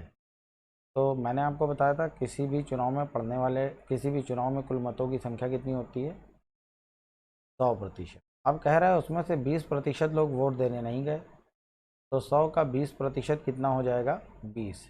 ये 20 लोग वोट देने नहीं गए, तो वोट देने कितने लोग गए? 80। अब जैसा मैंने आपको लास्ट क्वेश्चन बताया था जिसमें वो कह रहा था 60 मत अवैध घोषित हो जाते हैं, वैसे ही इसमें जो आगे वोट अवैध होने वाले हैं वो प्रतिशत में ना होकर वोटों में अवैध हो रहे हैं। कह रहा है इसमें से 800 वोट अवैध हो गए, ये अवैध हैं। तो अगर 800 वोट अवैध हो गए तो वैध मत बचे कितने? तो वैध मत बचेंगे 80% माइनस 800, ये वैध मत हैं, ये हैं वैध मत। अब कह रहा है जितेंद्र को मतदाता सूची में दर्ज कुल मतों का 48% मत मिले।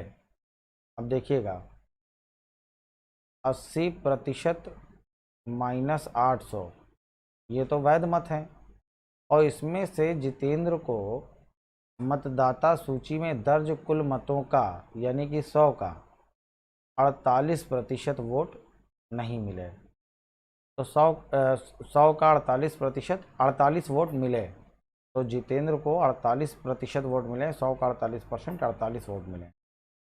तो इसका मतलब ये जो दूसरा व्यक्ति था इसको कितने वोट मिले होंगे, तो इसको 48% वोट मिले हैं, लेकिन इसमें से ही तो दूसरे वाले को मिले होंगे 80% माइनस 800 में से घटा दीजिए 48%।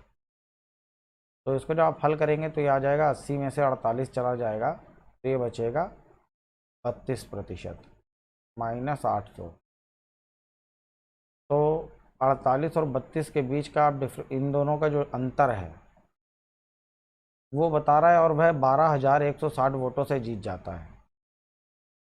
तो 48% माइनस 32%, और यहाँ पे इस तरह से लगा लीजिए क्योंकि आगे माइनस का निशान है, कोई गलती ना हो, माइनस अंदर जाएगा, दोनों को माइनस करेगा तो ये प्लस हो जाएगा। तो ये आ जाएगा 48% माइनस 32% प्लस 800 बराबर 12,160। 48 में से 32 जाएगा, कितना बचेगा, ये बचेगा 16। तो 16% बराबर होगा, इसको यहाँ घटा दीजिए। तो जब इसको आप यहाँ पर घटाएंगे तो ये कितना आ जाएगा, 800 घटा दीजिए इसमें, ये आ जाएगा 11,360। तो 16% ये बराबर है 11,360 के। तो 1% बराबर होगा, यहाँ 16 का भाग दे दिए, 16 16 सत्ते 112, 16 सत्ते 112 और 16 एकम 16, तो एक बराबर आ जाएगा 710 के। तो उस चुनाव में दो ही प्रत्याशी खड़े हों तो विजय को उस चुनाव में कितने वोट मिले, ये जानना चाहता है विजय को कितने वोट मिले। तो देखिए विजय को कितने वोट मिले, यहाँ नीचे हम हल कर दे रहे हैं। तो ये है विजय, ठीक है। तो 32% इंटू 710 माइनस 800, इसको हल कर लीजिए, देखिए क्या आ रहा है। तो इसका जब आप गुणा करेंगे आ जाएगा 22,720, और इसमें से जब आप 800 घटाएंगे तो आंसर आ जाएगा 21,920। तो बी ऑप्शन सही है, 21,920। ठीक है, देखते हैं अगला क्वेश्चन। कह रहा है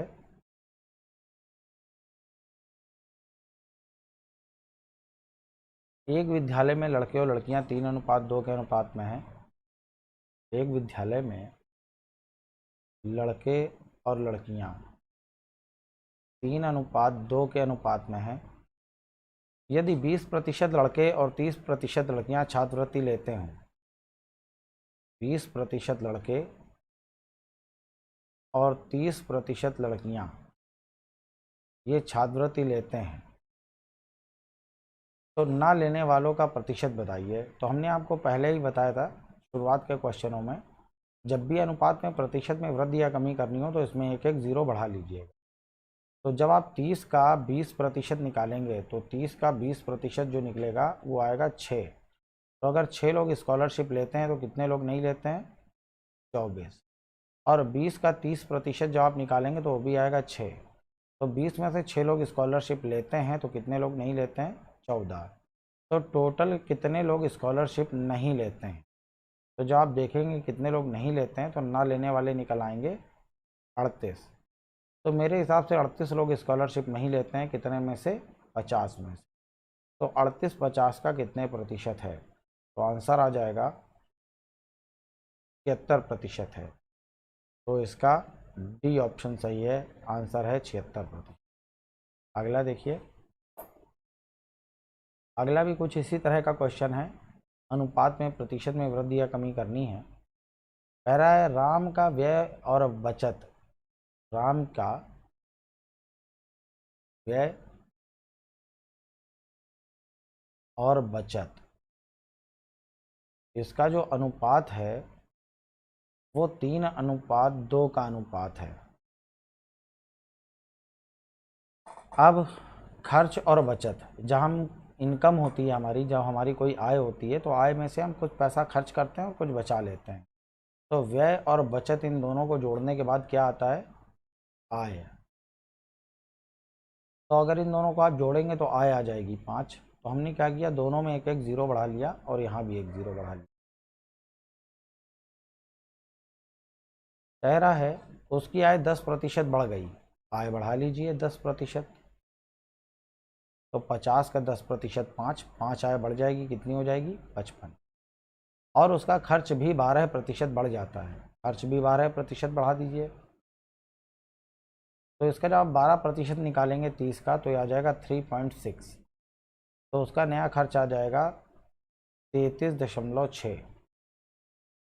तो 55 में से 33.6 खर्च हो गया, तो उसकी बचत कितनी आ गई? तो उसकी बचत आ जाएगी 21.4। तो कह रहा है बताइए उसकी बचत कितनी बढ़ गई। वैसे मैं आपको एक बात बताऊं कि इसकी कोई ज़रूरत नहीं थी, हम लोग इस सवाल को यहाँ से हल कर सकते थे। आय कितनी बढ़ी? 5, खर्च कितना बढ़ गया? 3.6। तो बचत कितनी बढ़ी होगी? 5 में से 3.6 खर्च हो गया तो 1.4 बचत बढ़ गई होगी।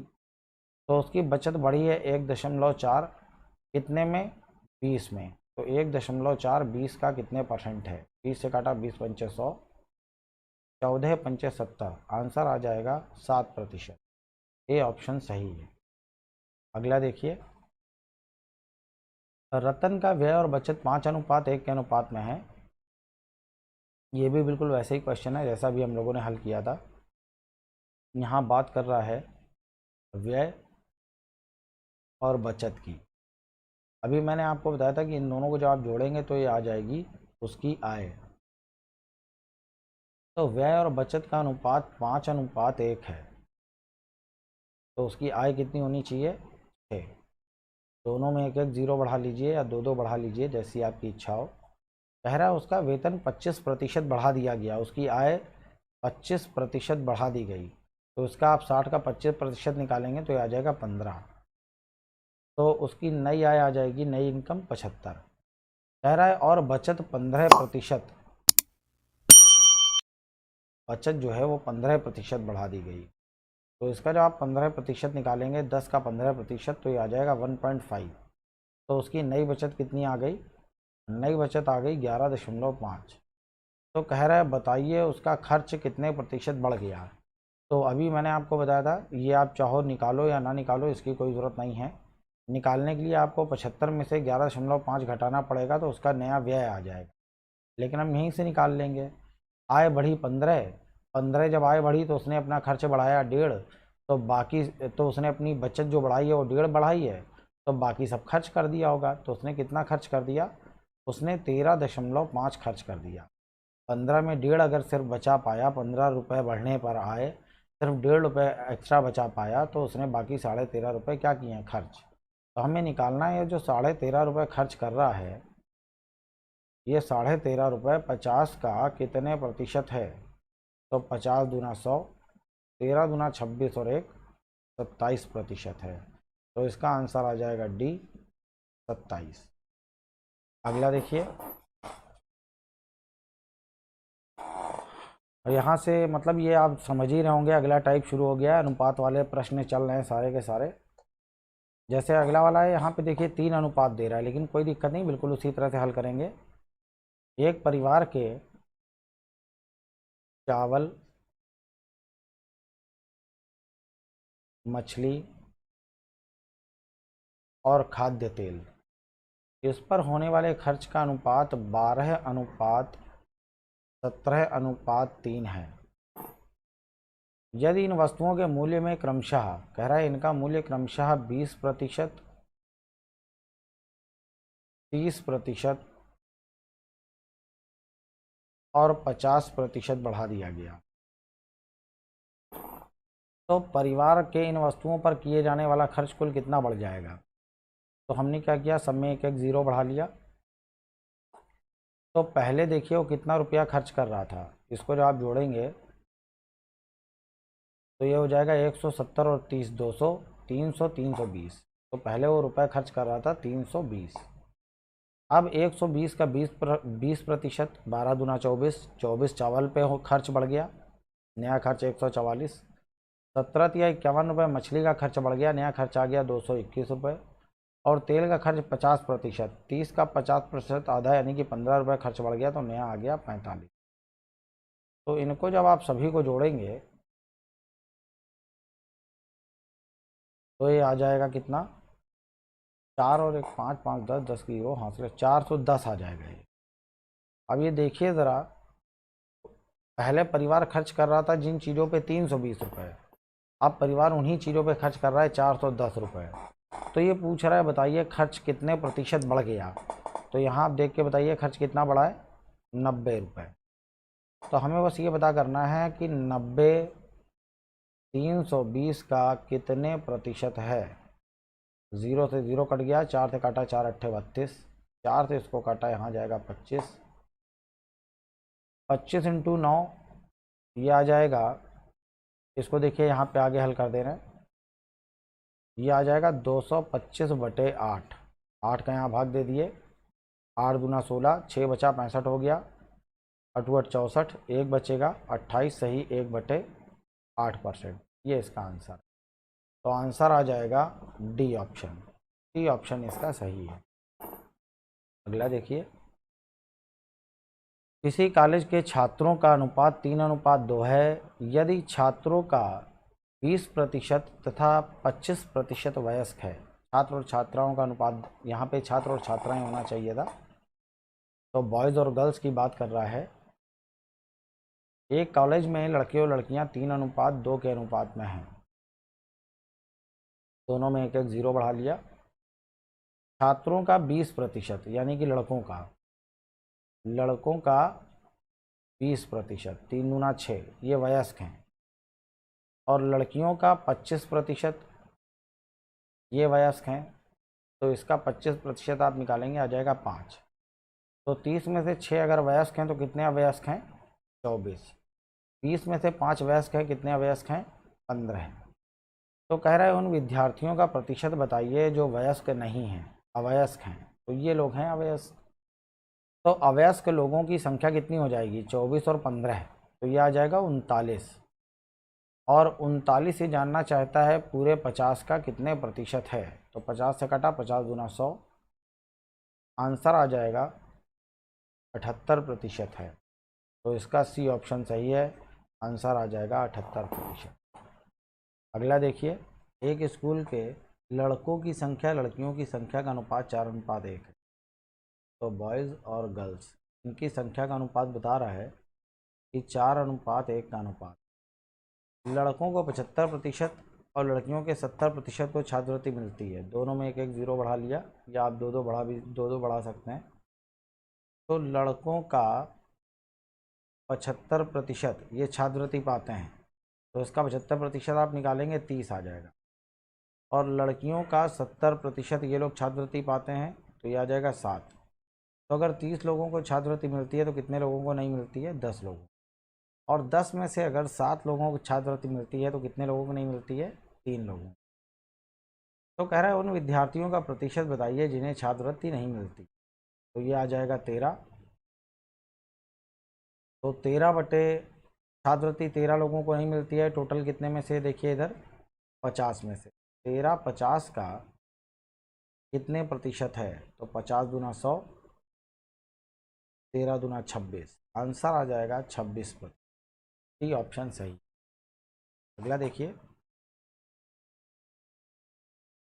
3 व्यक्ति एबीसी के वेतनों का अनुपात 1:3:4 है। 3 व्यक्ति हैं एबीसी, ए बी और सी। इनके वेतनों का अनुपात बता रहा है 1:3:4 है। तो हमने क्या किया, इन सब में एक एक दो दो ज़ीरो बढ़ा लीजिए अपनी सुविधा के हिसाब से। ठीक है, यहाँ हमने 2 ज़ीरो बढ़ा लिए, यहाँ 2 ज़ीरो बढ़ा लिए, यहाँ 2 ज़ीरो, और इनका वेतन क्रमशः बढ़ गया कितना, यहाँ बढ़ जाता है 5%, यहाँ बढ़ गया 10%, और यहाँ बढ़ जाएगा 15%। तो इसका वेतन 5% बढ़ेगा तो कितना हो जाएगा, 105। इसका वेतन 10% बढ़ेगा, 30 बढ़ जाएगा तो कितना हो जाएगा, 330। और इसका वेतन 15% बढ़ जाएगा, 15 चौको 60 बढ़ जाएगा तो ये कितना हो जाएगा, 460। तो कह रहा है बताइए बढ़े हुए वेतन किस अनुपात में होंगे, 5 से काट लीजिए, 21 अनुपात 5 छक्का 30, 5 छक्का 30, 5 से काटा 5 नीम 45 और 5 दूना 10। तो आंसर आ जाएगा 21 अनुपात 66 अनुपात 92। सी ऑप्शन इसका सही है। अगला क्वेश्चन,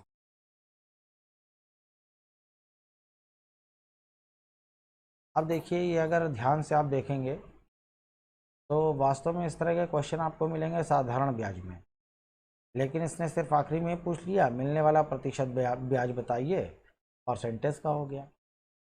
तो कह रहा है एक व्यक्ति को अपनी पूंजी के 1/4 भाग पर, एक व्यक्ति को अपनी पूंजी के 1/4 भाग पर 3% ब्याज मिलता है, जबकि 2/3 पर, जबकि 2/3 भाग पर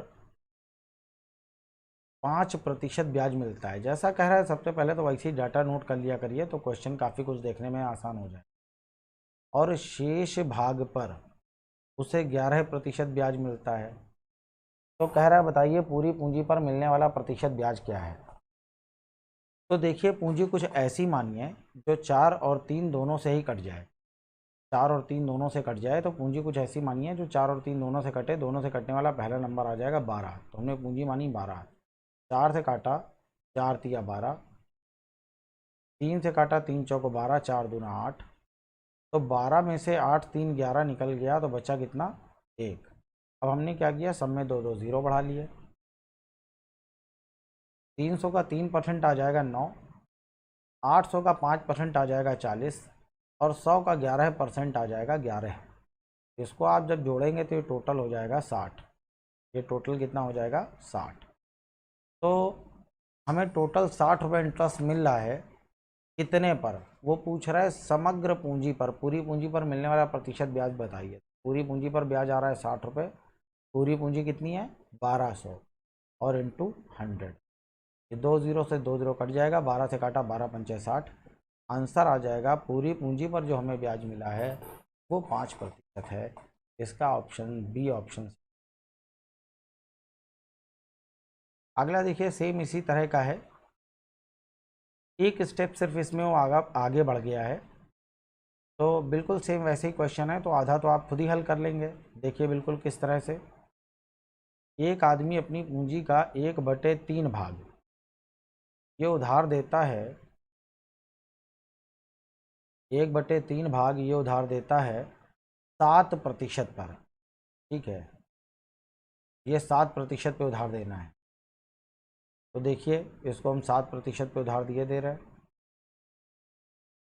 और 1/4 भाग, 1/4 भाग वो उधार देता है 8% पर, और शेष भाग वो उधार देता है 10%। यदि उसकी वार्षिक आय 561 रुपये हो, हमने मान लिया उसकी कुल आय है 4 तिया 12, इसे नंबर मानिए जो 12 से कट जाए। 3 से काटा 3 चौको 12, यहाँ गुणा किया 12 का, 4 से काटा 4 तिया 12। तो 4 और 3 7 निकल गया, बचा कितना 5। सब में 2 2 ज़ीरो बढ़ा दीजिए। इसका जब आप 7% निकालेंगे तो ये आ जाएगा 28। 300 का 8% निकालेंगे तो 8 तिया 24, और 500 का 10% निकालेंगे तो ये आ जाएगा 50। तो ये देखिए टोटल उसकी इनकम कितनी आ गई, जोड़ लीजिए इसको। तो ये आ जाएगा 8 और 4 12, 12 का 2 हाथ से लगा 1, 5 और 5 10, 102 रुपये। तो मेरे हिसाब से उसकी वार्षिक आय 102 रुपये है, टोटल 102 रुपये उसको इंटरेस्ट आ रहा है, और सवाल में उसे मिला है 561 रुपये। तो एक बराबर होगा। अब यहाँ से देखिए क्वेश्चन चेंज हो गया, पिछले क्वेश्चन में उसने कहा था समग्र पूंजी का प्रतिशत बताइए। अगर ये पूछ रहा होता तो हम कहते कि 102 1200 का कितने प्रतिशत है। ठीक है, क्योंकि हमने टोटल पूंजी क्या मानी है, हमने टोटल पूंजी मानी है 1200, लेकिन ये कह रहा है उसकी पूंजी बताइए, यहाँ पे वो बता रहा है उसकी वार्षिक आय 561 रुपये है। तो मेरे हिसाब से 102 सवाल में 561, तो एक बराबर होगा 561 बटे 102 के, तो 1200 बराबर होगा इंटू 1200 के। 2 से काटा, यहाँ आ जाएगा 51, 2 से काटा यहाँ आ जाएगा 600, 51 का आपने यहाँ भाग दिया, 51 एकम 51, 51 एकम 51, गुणा कर लीजिए, आंसर आ जाएगा 6600 रुपये। इसका आंसर सी ऑप्शन सही है, 6600 रुपये। अगला देखिए, इस तरह के क्वेश्चन भी बहुत पूछे जाते हैं, छोटे छोटे क्वेश्चन। तो देखिए क्या कह रहा है, चीनी का भाव 15 रुपये प्रति किलोग्राम था, पहले जो भाव था वो 15 रुपये प्रति किलोग्राम, और 15 रुपये से ये बढ़कर हो गया 20 रुपये, 20 रुपये प्रति किलोग्राम। तो गृहिणी चीनी की खपत कितने प्रतिशत कम कर दे, ठीक है, कि खर्च ना बढ़े। अब मेरी बात ध्यान से सुनिएगा, ऐसा एक सवाल हमने आपको पीछे बताया था, ठीक है, पूरा सॉल्व करके भी दिखाया था। तो ये कह रहा है कि खर्च ना बढ़े, सबसे खास बात यह है कि खर्च ना बढ़े, खर्च परिवर्तित ना हो। तो देखिए, मान लिया कि पहले हम 15 रुपये की चीनी खरीद रहे थे और 15 रुपये किलो ही थी चीनी, 15 रुपये किलो थी चीनी और 15 रुपये की खरीद रहे थे, तो हमें चीनी मिलती होगी कितनी, 1 किलो। लेकिन जब चीनी का मूल्य बढ़कर 20 रुपये हो गया, लेकिन वो कह रहा है खर्च ना बढ़े, खर्च हमें 15 रुपये ही करना है, तो क्या हमें 1 किलो चीनी मिलेगी, नहीं, हमें कुछ कम मिलेगी। तो ये वही जानना चाहता है कि कितनी कम मिलेगी, उसका आंसर हमें प्रतिशत में देना है। तो इसके लिए हमें क्या करना है कि पहले हम जो चीनी ले रहे थे वो ले रहे थे 15 रुपये की, अब वही चीनी बढ़ के हो गए 20 रुपये की, लेकिन हमें खर्च तो 15 ही करना है। तो हम कितने रुपए की चीनी कम खाएंगे, तो हम 5 रुपये की चीनी कम खाएंगे, कितने में, 20 में, 15 में नहीं। अगर 15 में आप 5 रुपये की चीनी कम खाओगे तो इसका मतलब आप 10 की चीनी ले रहे हो, ठीक है। तो हम 5 रुपये की चीनी कम खाएंगे, कितने में, 20 में। तो 5 20 का कितने परसेंट है, 5 से काटा 5 चौक 20, 4 से काटा, आंसर आ गया 25%। 25% इसका आंसर है, ठीक है। तो आंसर आ गया चीनी की खपत कितनी कम कर दी जाए, बी ऑप्शन सही है, चीनी की खपत 25% कम कर दी। अगला देखिए, सेम बिल्कुल वैसे ही क्वेश्चन है, अपने आप हल कर लीजिए, पॉज करके वीडियो। कह रहा है चाय का मूल्य 30 रुपये से घटकर 25 रुपये हो गया, लेकिन वो कह रहा है खर्च ना घटे। तो पहले हम चाय ले रहे थे 30 रुपये की, मिल रही थी हमको 1 किलो, 30 रुपये की हमें 1 किलो चाय मिल रही थी 30 रुपये में, और हमें खर्च 30 रुपये ही करना है। अब वही चाय 25 रुपये किलो हो गई, तो क्या होगा इससे, जब 30 रुपये में लेके निकला हूँ, 25 रुपये किलो है, तो मुझे कुछ चाय 1 किलो से ज़्यादा मिलेगी। तो यही ये जानना चाहता है कि कितनी ज़्यादा मिलेगी, जब ज़्यादा लेके आओगे तो ज़्यादा चाय पियोगे, तो खपत कितने प्रतिशत उसकी बढ़ गई, खपत कितने प्रतिशत बढ़ गई। तो देखिए, हमने अपनी खपत बढ़ाई है 5 रुपये, 5 रुपये खपत बढ़ाई है कितने में, तो हम 5 रुपये की चीनी या 5 रुपये की चाय अब ज़्यादा पियेंगे, कितने में, 25 में। तो 5 25 का कितने प्रतिशत है, 25 से काटा, 25 चौको 100, 5 चौको 20, आंसर आ गया मेरी खपत 20% बढ़ जाएगी, ए ऑप्शन सही है। अगला देखिए, सेम बिल्कुल वैसा ही है, चीनी का भाव 16 रुपये प्रति किलोग्राम से 18 रुपये प्रति किलोग्राम हो गया है। तो पहले चीनी का मूल्य था 16 रुपये, अब वही चीनी का मूल्य हो गया 18 रुपये, तो मूल्य कितना बढ़ गया, 2 रुपये। तो हमें अपनी खपत कितने रुपए की कम करनी है, 2 रुपये की, कितने में, 18 में। तो बस ये पता करना है 2 18 का कितने प्रतिशत है, 2 से काटा, 2 में 18, 100 बटे 9, आंसर आ जाएगा 11 सही 1 बटे 9, सी ऑप्शन सही। अगला देखिए, ये बहुत अच्छा क्वेश्चन है, ठीक है, इसको ज़रा ध्यान से देखिएगा। कह रहा है जूस की सप्लाई 35 दिन तक चलती है, यदि उसका प्रयोग 40% बढ़ जाता है तो जूस की उतनी ही मात्रा, यहाँ मात्रा होगा, जूस की उतनी ही मात्रा कितने दिन चलेगी।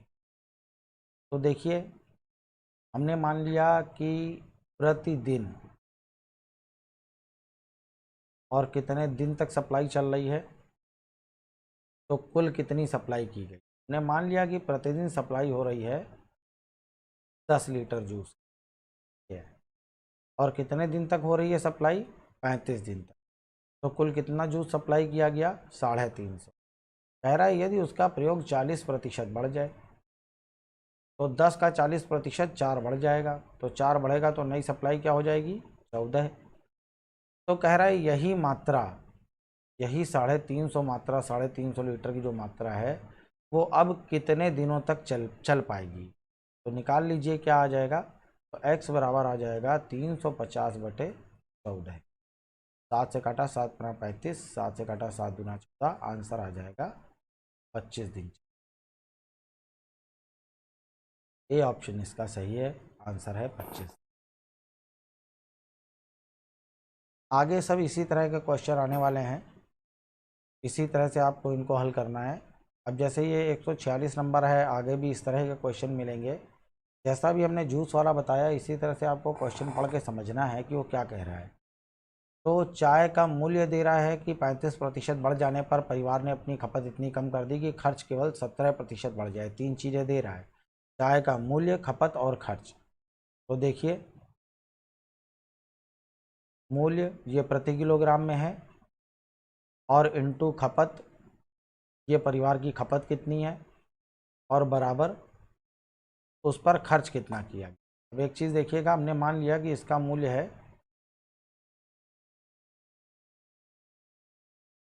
100 रुपये। चावल है, चावल का मूल्य मान लिया 100 रुपये है। ये बता रहा है कि पहले चावल की खपत 30 किलो थी।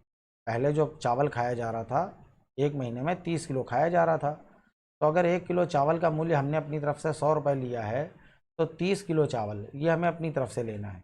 ठीक है, पीछे भी जूस की सप्लाई हमने जो ली थी एक दिन की, वो 10 लीटर ली थी। आप 100 रख सकते हो, वहाँ पे कुछ भी रख सकते हो, आंसर आएगा।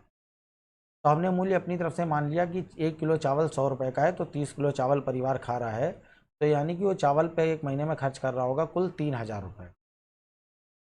अब वो कह रहा है चावल का मूल्य 35% बढ़ गया, तो मूल्य 35% बढ़ा दीजिए चावल का, तो कितना हो जाएगा, 135।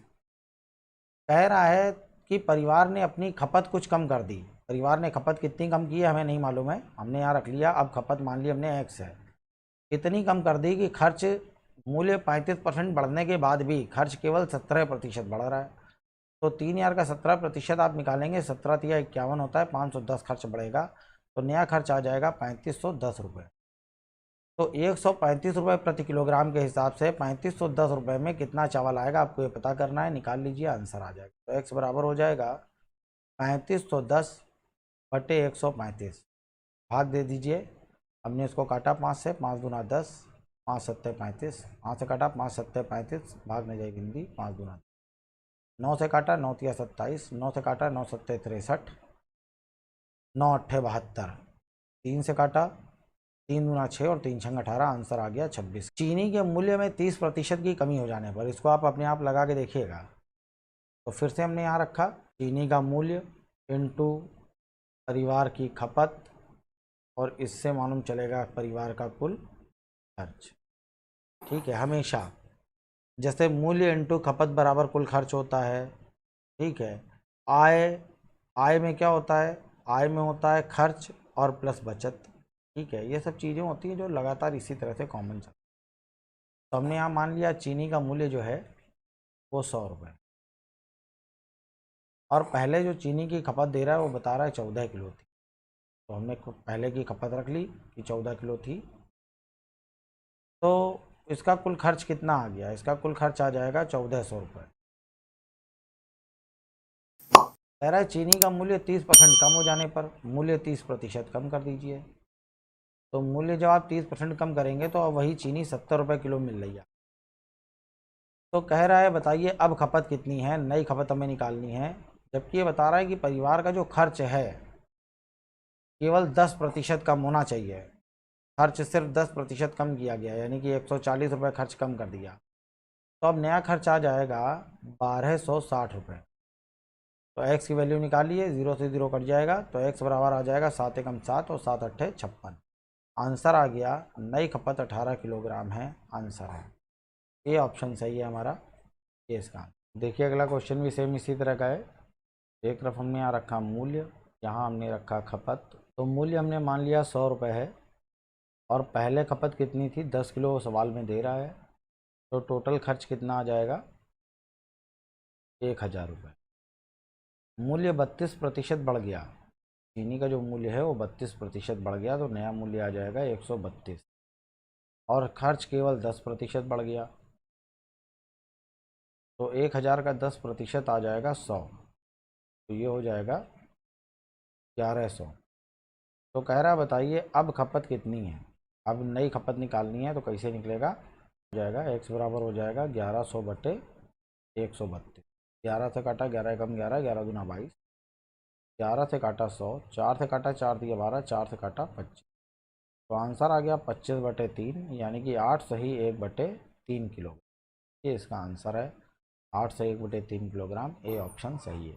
अगला देखिए, ये भी उसी तरह का है। दो चीज़ें हैं इसमें, आय है, खर्च है, और उसके बाद बचेगा बचत। तो अरविंद अपनी आय का 75% खर्च करता है। तो सबसे पहले देखिए आय है, आय में से अगर आप खर्च हटा देंगे तो क्या आ जाएगी, बचत। सेम उसी तरह का सवाल है, आय, खर्च और बचत में चलेगा। तो हमने मान लिया अरविंद की आय है 100 रुपये और वो अपनी आय का 75% खर्च करता है। तो 100 का 75%, 75 उसने खर्च कर दिया, तो बचा कितना, 25। कह रहा है उसकी आय 20% बढ़ गई। अरविंद की आय अगर 20% बढ़ गई तो उसकी नई इनकम कितनी आ जाएगी, 120। तो उसने अपना खर्च भी 10% बढ़ा दिया। उसने अपना खर्च 10% बढ़ा दिया, यानी कि 7.5 बढ़ गया। 75 में 10 जोड़ के 85 नहीं लिखना है, 75 का 10% पहले हम निकालेंगे 7.5, फिर जोड़ के लिखेंगे। तो यहाँ आ जाएगा, जब आप इसको जोड़ेंगे 82.5। तो 120 में से 82.5 खर्च हो गया, तो बचा कितना, 37.5। तो उसकी बचत कितनी बढ़ गई है, तो उसकी बचत बढ़ गई 12.5। कितने में, 25 में। तो 12.5 25 का कितने परसेंट है, 25 को 100, आंसर आ जाएगा 50% है। डी ऑप्शन सही है, बिल्कुल सेम इसी तरह का। देखिए अगला क्वेश्चन वैसा ही है जैसा पीछे हमने कराया था, सेम चीनी वाला आ गया। तो चीनी के मूल्य में सबसे पहले आप यहाँ क्या लेंगे, हम सबसे पहले लेंगे मूल्य, उसके बाद लेंगे खपत, और उससे निकल के आएगा कुल खर्च। तो चीनी का मूल्य हमने बताया अपने मन से रखते हैं, आय अपने मन से लेंगे। पहले चीनी की खपत 26 किलो थी, तो पहले खपत कितनी थी, 26 किलो। खर्च कितना हो रहा होगा, 2600 रुपये। कह रहा है मूल्य 30% बढ़ गया, मूल्य 30% बढ़ गया, तो नया मूल्य कितना हो जाएगा, 130। और खर्च केवल 10% बढ़ रहा है, खर्च बढ़ा है केवल 10%, तो ये 260 रुपये बढ़ जाएगा। तो नया खर्च कितना आ जाएगा, 2860 रुपये। तो कह रहा बताइए अब खपत कितनी है। तो निकाल लीजिए, x बराबर क्या आ जाएगा, x बराबर आ जाएगा 2860 और बटे 130, 0 0 कट गया, 13 दूना 26, 13 दूना 26, 22 किलोग्राम इसका आंसर है। बी ऑप्शन सही है, 22 किलो। अगला देखिए, चीनी के मूल्य में 25% की कमी हो जाने पर, ठीक है, फिर से वैसे ही क्वेश्चन आ गया, ठीक है, इसको आप अपने आप हल कर लीजिए पॉज करके। तो हमने यहाँ पे लिया मूल्य,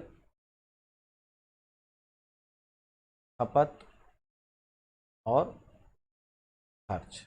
मूल्य हमने मान लिया 100 रुपये है।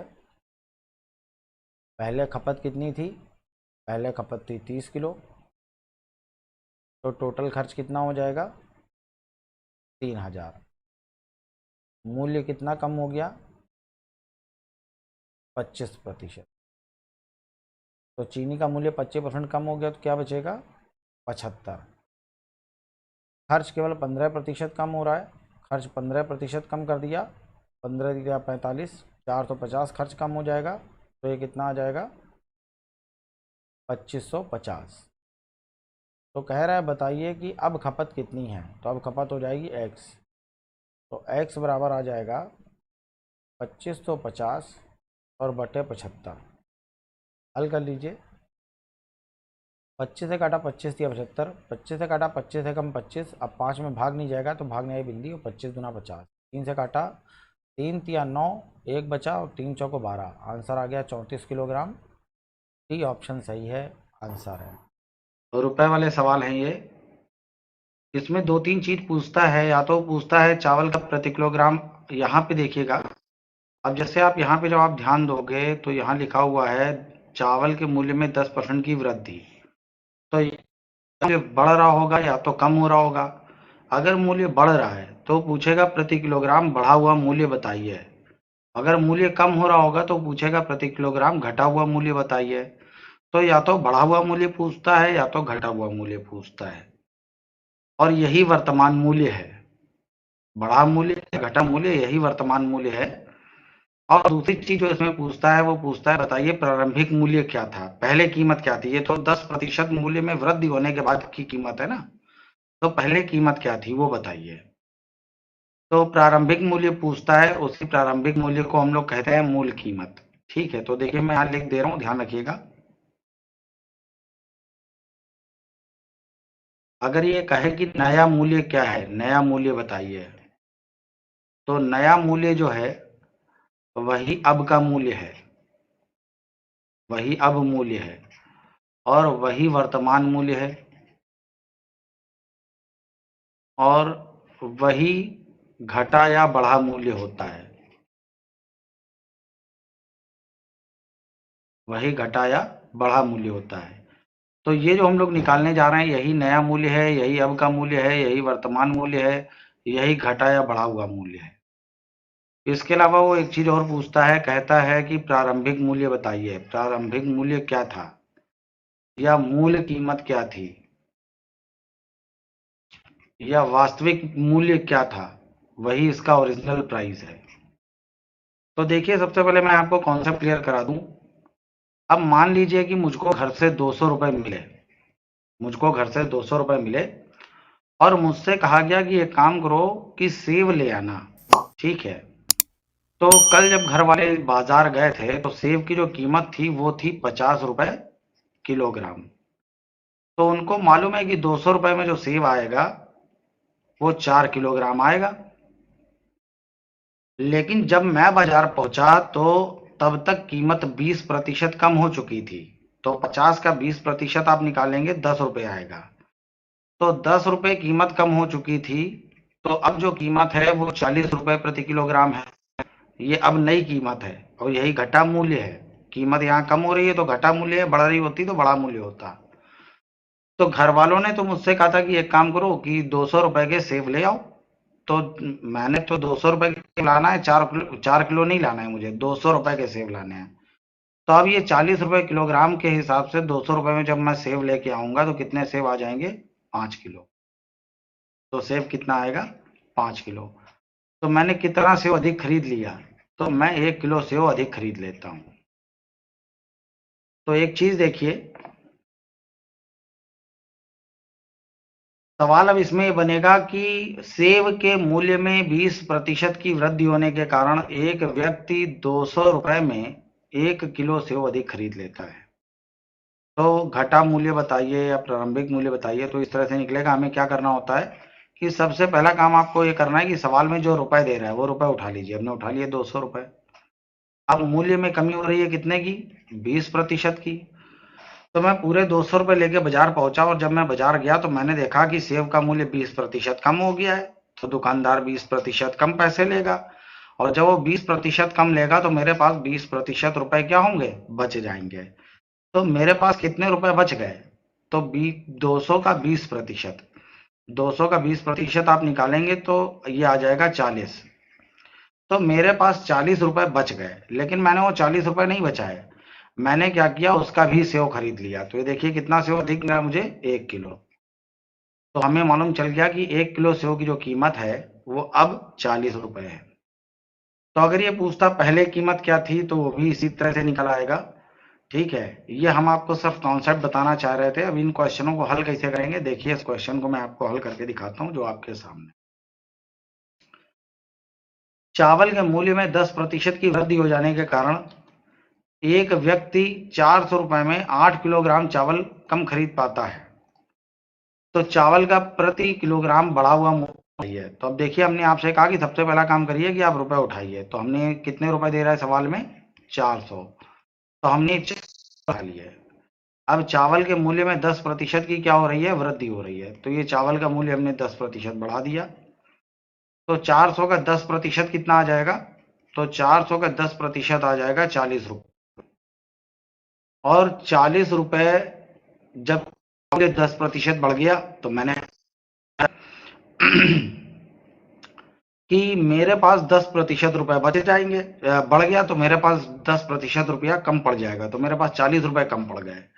और 40 रुपए कम पड़ने से क्या हुआ, मैं 8 किलो चावल कम खरीद पाता हूँ। तो मुझे चावल कितना कम मिला, 8 किलो। यानी कि 40 रुपए कम पड़ने से अगर मैं 8 किलो चावल कम खरीद पाता हूँ, यानी कि 8 किलो चावल 40 रुपए का है, तो 1 किलो चावल कितने का होगा, 5 रुपए का। तो मालूम है क्या निकल के आया, ये निकल के आया, यहाँ देखिए चावल के मूल्य में 10% की क्या हो रही थी, वृद्धि। तो यही नया मूल्य है। अगर वो कहता चावल का नया मूल्य बताइए तो यही आता 5 रुपए।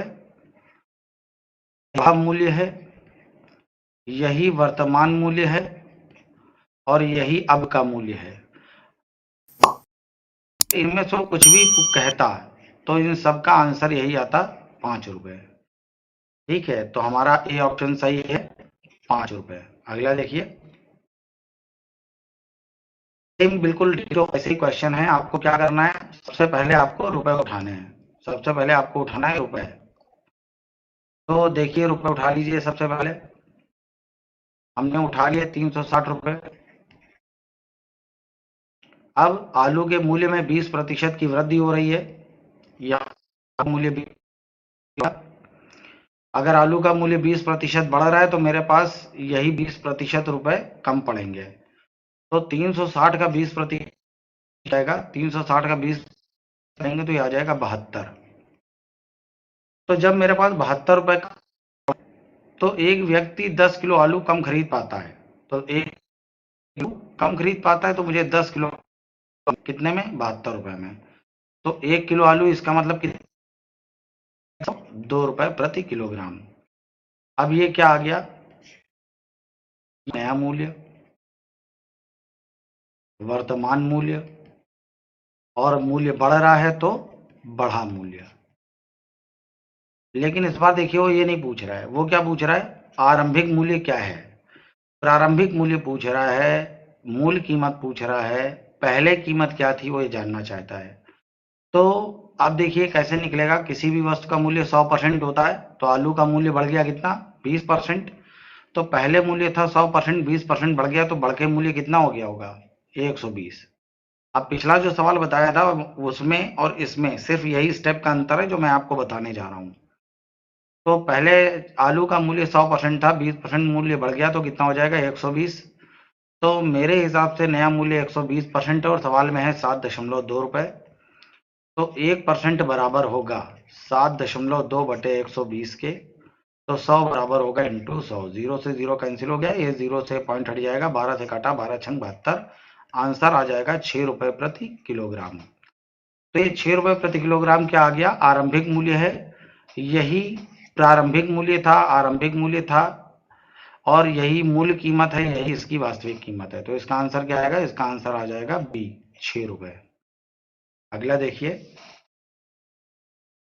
फिर आपको वही करना है। सबसे पहला काम क्या, सेम वैसे ही क्वेश्चन है, अपने आप इसको हल करके देखिएगा। आगे भी एक क्वेश्चन और ऐसे आने वाले हैं, तो अपने आप इनको हल करिएगा। तो सबसे पहला काम आपको करना है, आपने रुपए उठाए 340। अब ये देखिए क्या हो रही है, वृद्धि हो रही है, कमी हो रही है, क्या हो रहा है, कमी। कितने की, 15% की। तो इसका 15% निकालिए आप। इसका 15% जब आप निकालेंगे 340 का, तो आ जाएगा 51 रुपए। तो जब मूल्य 15% कम हो गया, मैं बाजार पहुंचा, मूल्य 15% अगर गिर चुका है तो वो 15% रुपया अब मुझे नहीं खर्च करना है, मेरे पास बच जाएगा। लेकिन मैंने वो 15% नहीं बचाया, ये 51 रुपए मैंने बचाया नहीं, खरीद दिए। हमने कहा इसका भी एक काम करो, आम दे दो। तो पहले से 5 किलोग्राम आम मिल जाते हैं। तो यानी कि इस 5 किलो आम की कीमत है 51 रुपए, तो 1 किलो आम की कीमत क्या आ जाएगी, 5 एकम 5, भाग नहीं जा रहा है, ठीक है, 0, पॉइंट लगाया, 5 गुना 10, तो ये आ जाएगा 10 रुपए 20 पैसे प्रति किलोग्राम। तो ये क्या निकल के आया है, ये निकल के आया है नया मूल्य है, यही घटा हुआ मूल्य है, यही वर्तमान मूल्य है। लेकिन वो पूछ क्या रहा है, देखिए वो पूछ मूल्य बताइए। तो फिर से वही एक स्टेप आपको बढ़ाना है, और मूल्य 15% कम हो गया तो बचा कितना, 100% था मूल्य, 15% कम हो गया 85 बचा। और सवाल में मूल्य घट के बचा है 10.2 रुपए। 80 बराबर है 10.2 के, तो 1% बराबर होगा 10.2 बटे 85 के, तो 100 बराबर होगा इंटू 100 के। हल कर लीजिए, ये 0 से पॉइंट हट जाएगा, 17 से काटा 17 अपना 85, 17 से काटा 17 छक्का 102, 5 गुना 10, 6 गुना 12, आंसर आ जाएगा 12 रुपए प्रति किलोग्राम।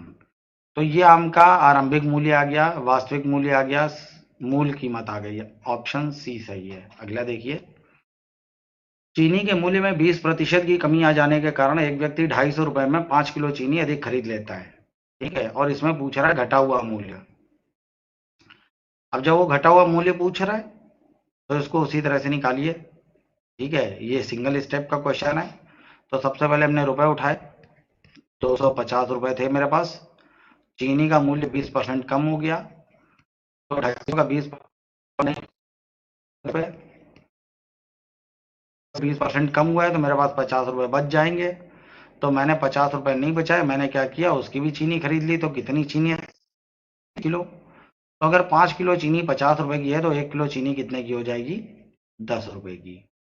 तो ये इसका आ गया घटा हुआ मूल्य, यही नया मूल्य है, यही घटा हुआ मूल्य है, ठीक है। तो आंसर आ जाएगा बी बॉय, बी ऑप्शन इसका सही है। अगला देखिए, ये भी बिल्कुल उसी तरह का क्वेश्चन है, हल करिए इसको। तो इसको जो आप हल करेंगे तो सबसे पहला काम करना है, रुपए उठा लेना है। तो ये हमने रुपए उठा लिए 837 रुपए। जब आप इसका 10% निकालेंगे तो इसका 10% आ जाएगा 83.7। अब चीनी का मूल्य अगर 10% कम हो गया है, 10% कम हो रहा है, तो यहाँ पे माइनस होगा, ठीक है, यहाँ पे इस जगह हमने प्लस ले लिया था, माइनस कर लीजिए इसको। तो यहाँ माइनस होगा, अगर चीनी का मूल्य 10% कम हो रहा है तो मेरे पास 83.7 रुपए क्या होंगे, बच जाएंगे। लेकिन मैंने वो रुपए बचाए नहीं, मैंने क्या किया कि उसकी भी चीनी खरीद ली। जब मैंने उसकी भी चीनी खरीदी तो 2 किलोग्राम चीनी अधिक मिल जाती है। तो ग्राम जो चीनी है वो 83 रुपए 70 की है। तो निकालिए 1 किलोग्राम चीनी कितने की होगी, 83 रुपए 70 बटे 6.2, भाग दे दीजिए। जब आप इसको भाग देंगे कितना आएगा,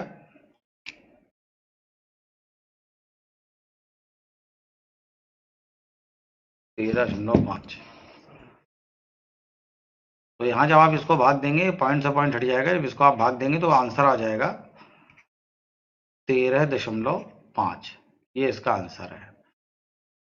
तो यही इसका घटा हुआ मूल्य है, यही इसका नया मूल्य है 13.5, सी ऑप्शन सही है।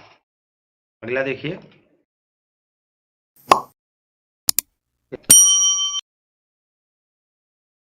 भी कुछ उसी तरह का है, तो इसको आप लोग अपने आप हल करिए। इसको आप अपने आप हल करिए पहले इसको।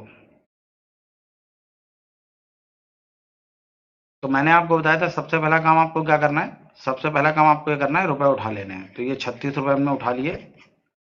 इसमें थोड़ी सी एक खास बात है और मुझे मालूम है कि आप लोग हल कर लेंगे। सबसे पहले हमने रुपए उठाए, चीनी के मूल्य में हमें करनी है 20% की कमी। मूल्य 20% कम हो जाएगा, 36 का 20% जब आप निकालेंगे तो आ जाएगा 2 रुपए। तो जब मूल्य 20% कम हो गया तो मेरे पास ये 20% रुपए बच जाएंगे, 7.2 रुपए मेरे पास बच गए, जिससे क्या हुआ कि मैं पहले से 500 ग्राम चीनी अधिक खरीद लेता हूं। आप चाहें तो इसको ग्राम में रखें, लेकिन ज्यादा बेहतर होगा कि आप ये जो 500 ग्राम ये दे रहा है ना, इसको आप 500 ग्राम ना लेके आधा किलो लीजिए, क्योंकि जब भी इस तरह का मूल्य होता है वो रुपए प्रति किलोग्राम में होता है। कभी हम लोग ये नहीं कहते हैं चीनी भैया जो है 5 रुपए की 100 ग्राम है, ठीक, किलोग्राम में भाव आता है। तो हमें मालूम चल गया कि आधा किलो चीनी, जब मेरे पास 7.2 बच गए तो मैंने वो बचाया नहीं, मैंने कहा इसकी भी चीनी दे दो। तो मुझे कितनी चीनी अधिक मिल गई, 500 ग्राम, यानी कि आधा किलो। तो इसका मतलब 1 किलो चीनी कितनी है, कितने की होगी, तो 1 किलो चीनी होगी 7.2 इंटू 2 के, तो आंसर आ जाएगा 14.4, 14.4 रुपए प्रति किलोग्राम, ये इसका आंसर है। और याद रखिए कि आपको सारे आंसर या तो रुपए प्रति किलो, ठीक है, छोटी मोटी चीजें हैं वो आपको खुद ही यहाँ ठीक कर लेना है। अब जैसे यहाँ रुपए प्रति किलोग्राम होना चाहिए था, है ना, तो इसका आंसर आ जाएगा 14.4 रुपए प्रति किलोग्राम, ए ऑप्शन सही है।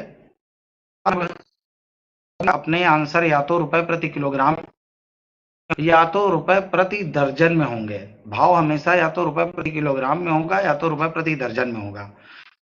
आने वाले सवालों में इस तरह से 20% के अंडे व्यक्ति 2 अंडे अधिक खरीद लेता है की कीमत, अगर वो कुछ भी निकालनी है, वरना हम निकाल, ये बात ध्यान रखिएगा। सबसे पहला हमने रुपए उठाए 160, और उसके बाद हमने क्या किया, 160 रुपए उठाने के बाद 20% मूल्य कम हो रहा है, यहाँ पे 20% की कमी कर दी, तो 160 का 20% आप निकालेंगे तो ये आ जाएगा 16 दूना 32 रुपए। तो क्योंकि मूल्य 20% कम हो रहा है तो मेरे पास 32 रुपए क्या होंगे, बच जाएंगे। लेकिन मैंने 32 रुपए बचाए नहीं, मैंने क्या किया कि 1 किलो चीनी मैंने उससे कहा और दे दो, अधिक खरीद लेता हूँ। तो 8 किलो चीनी अगर 32 रुपए की है तो 1 किलो चीनी कितने की हो जाएगी, 4 रुपए की। 1 किलो चीनी 4 रुपए की होगी। तो कह रहा है कमी होने के पहले चीनी का प्रति किलोग्राम मूल्य क्या था, तो कमी जो चीनी का मूल्य रहा होगा, ये कौन सा मूल्य आया, ये अब का मूल्य है, नया मूल्य है, और ये घटा हुआ मूल्य है। लेकिन वो क्या पूछ रहा है, प्रारंभिक मूल्य। तो मूल्य अगर 20% कम हो गया तो बचा कितना, बचा 80%। तो 80% बराबर होगा 4 के, तो 1% बराबर होगा 4/80 के, तो 100% बराबर होगा इंटू 100 के, 20 चौको 80 और 20 पंचे 100, 4 से 4 कैंसिल हो जाएगा, आंसर आ जाएगा 5 रुपए। तो इसका सही ऑप्शन है ए।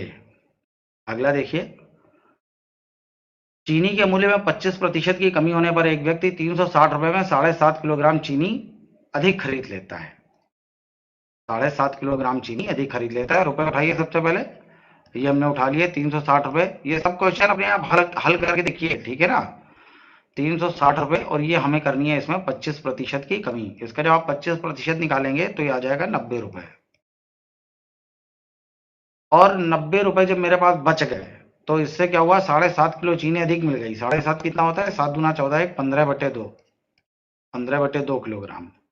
तो 1 किलोग्राम चीनी का मूल्य निकालिए, 15 छक्का 90, 6 दूना 12, तो ये आ जाएगा 12 रुपए प्रति किलोग्राम। ये क्या आ गया, ये नया मूल्य आ गया। ये नया मूल्य है, घटा मूल्य है, अब का मूल्य है, वर्तमान मूल्य है। लेकिन वो पूछ रहा है आरंभिक मूल्य बताइए, तो आरंभिक मूल्य क्या आ जाएगा, तो 25% मूल्य कम हो गया तो मूल्य बचा कितना, मूल्य बचा 75। ये स्टेप सिर्फ बढ़ जाता है जो हम लोग करने जा रहे हैं। 75% बराबर होगा 12 के, तो 1% बराबर होगा 12/75 के, तो 100% बराबर होगा इंटू 100, 25 तिया 75, 25 चौको 100, 3 से काटा 3 चौको 12, आंसर आ जाएगा 4 चौको 16 रुपए, 16 रुपए प्रति किलो सर है। अगला देखिए, तो सबसे पहला काम आपको ये करना है कि रुपए उठाने हैं। तो ये 24 रुपए हमने उठा लिए, मूल्य में 50% की वृद्धि हो गई। तो 24 का 50% आप निकालेंगे तो ये आ जाएगा 12। तो अगर मूल्य बढ़ गया है तो मेरे पास 12 रुपए क्या होंगे, कम पड़ जाएंगे। तो जब मेरे पास 12 रुपए कम पड़े तो मैं 4 अंडे कम खरीद पाता हूँ। यानी कि 4 अंडों की कीमत जो है वो 12 रुपए है। तो एक अंडे की कीमत क्या होगी? 3 रुपए। तो कह रहा है प्रति दर्जन अंडों का वर्तमान भाव बताइए। अब कुछ लोग इसको देख के कहने लगते हैं अरे ये तो ऑप्शन ही में नहीं है। वो देखिए प्रति दर्जन मूल्य पूछ रहा है। मैंने पहले भी आपको बताया था कि मूल्य या तो रुपए प्रति किलोग्राम में होगा या तो दर्जन में होगा। तो एक अंडा अगर 3 रुपए का है तो बताइए 12 अंडे कितने के हो जाएंगे? 12 अंडे कितने के होंगे? 12 तिया 36 रुपए प्रति दर्जन। ठीक है, तो ये आ जाएगा आंसर सी। और यही वर्तमान मूल्य है, यही बढ़ा हुआ का मूल्य है और यही नया मूल्य है। अगला देखिए, बिल्कुल सेम उसी तरह का क्वेश्चन है। 24 रुपए अंडे के मूल्य में 20% की वृद्धि होने पर, लगा लिया होगा अभी तक आपने। ठीक है, अपने आप हल करिए। तो 24 रुपए मूल्य दे रहा है, अंडे के मूल्य में 20% की वृद्धि हो गई। मूल्य 20% बढ़ाएंगे आप तो 24 का 20% क्या हो जाएगा?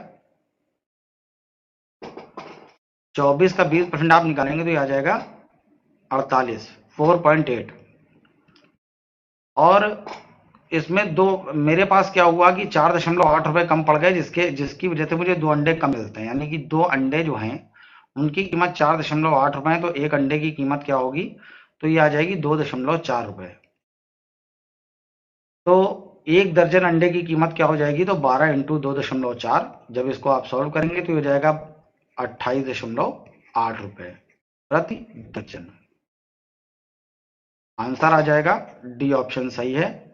देखिए अगला क्वेश्चन भी बिल्कुल उसी तरह का जैसा पीछे हम लोग हल कर चुके हैं।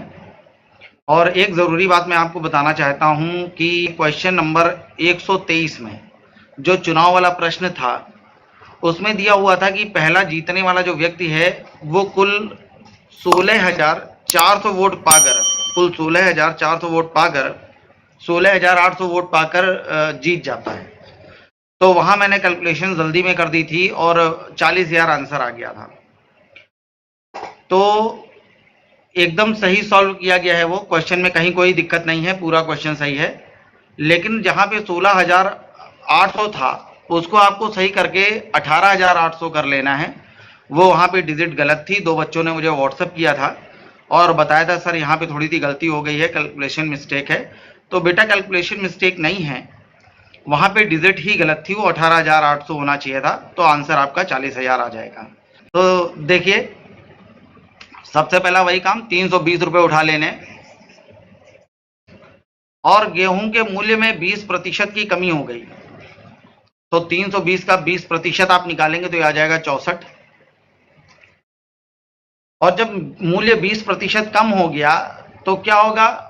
मेरे पास 20% रुपए बच जाएंगे। तो मैंने रुपए बचाए नहीं, मैंने इसको भी खर्च कर दिया। और जब मैंने खर्च किया तो क्या हुआ? तो 5 किलोग्राम गेहूं मुझे अधिक मिल जाता है। यानी कि ये 5 किलोग्राम गेहूं की कीमत है 64 रुपए। तो 1 किलोग्राम गेहूं की कीमत क्या होगी? 5 एकम 5, 5 दूना 10 और 5 अट्ठे 40, 12 रुपए 80 पैसे। तो मुझे मालूम चल गया जो गेहूं का मूल्य है वो नया मूल्य 12 रुपए 80 पैसे प्रति किलोग्राम है। तो यही नया मूल्य है, यही वर्तमान मूल्य है, अब का मूल्य है। और ये मूल्य में हो रही थी कमी, तो यही घटा मूल्य है। लेकिन वो देखिए क्या पूछ रहा है, वो तो पूछ रहा है आरंभिक मूल्य क्या था, प्रारंभिक मूल्य बताइए। तो अभी मैंने आपको बताया था पीछे कि एक स्टेप बढ़ जाता है, बिल्कुल इस तरह से करते हैं। किसी वस्तु का मूल्य है 100%, मूल्य 20% कम हो गया तो बचा कितना? 80%। तो 80% बराबर होगा 12.8 के। तो 1% बराबर होगा 12.8 बटे 80 के। तो 100% बराबर निकाल लीजिए, आंसर आ जाएगा। ये पॉइंट हट गया, ये 0 हट जाएगा, ये 0 से 0 कैंसिल हो गया। 8 का भाग दिया 8 एकम 8 और 8 छंग 48, 16 रुपए प्रति किलोग्राम इसका आंसर है। ए ऑप्शन सही है, ये इसका आंसर है। तो रिवीजन करते रहिए, अच्छे से मेहनत करते रहिए, पढ़ते रहिए। बहुत अच्छा आप लोग रिस्पांस दे रहे हैं, मुझे खुशी है कि आप लोग बहुत मेहनत कर रहे हैं। तो ठीक है, मिलते हैं अगली वीडियो में। नमस्कार।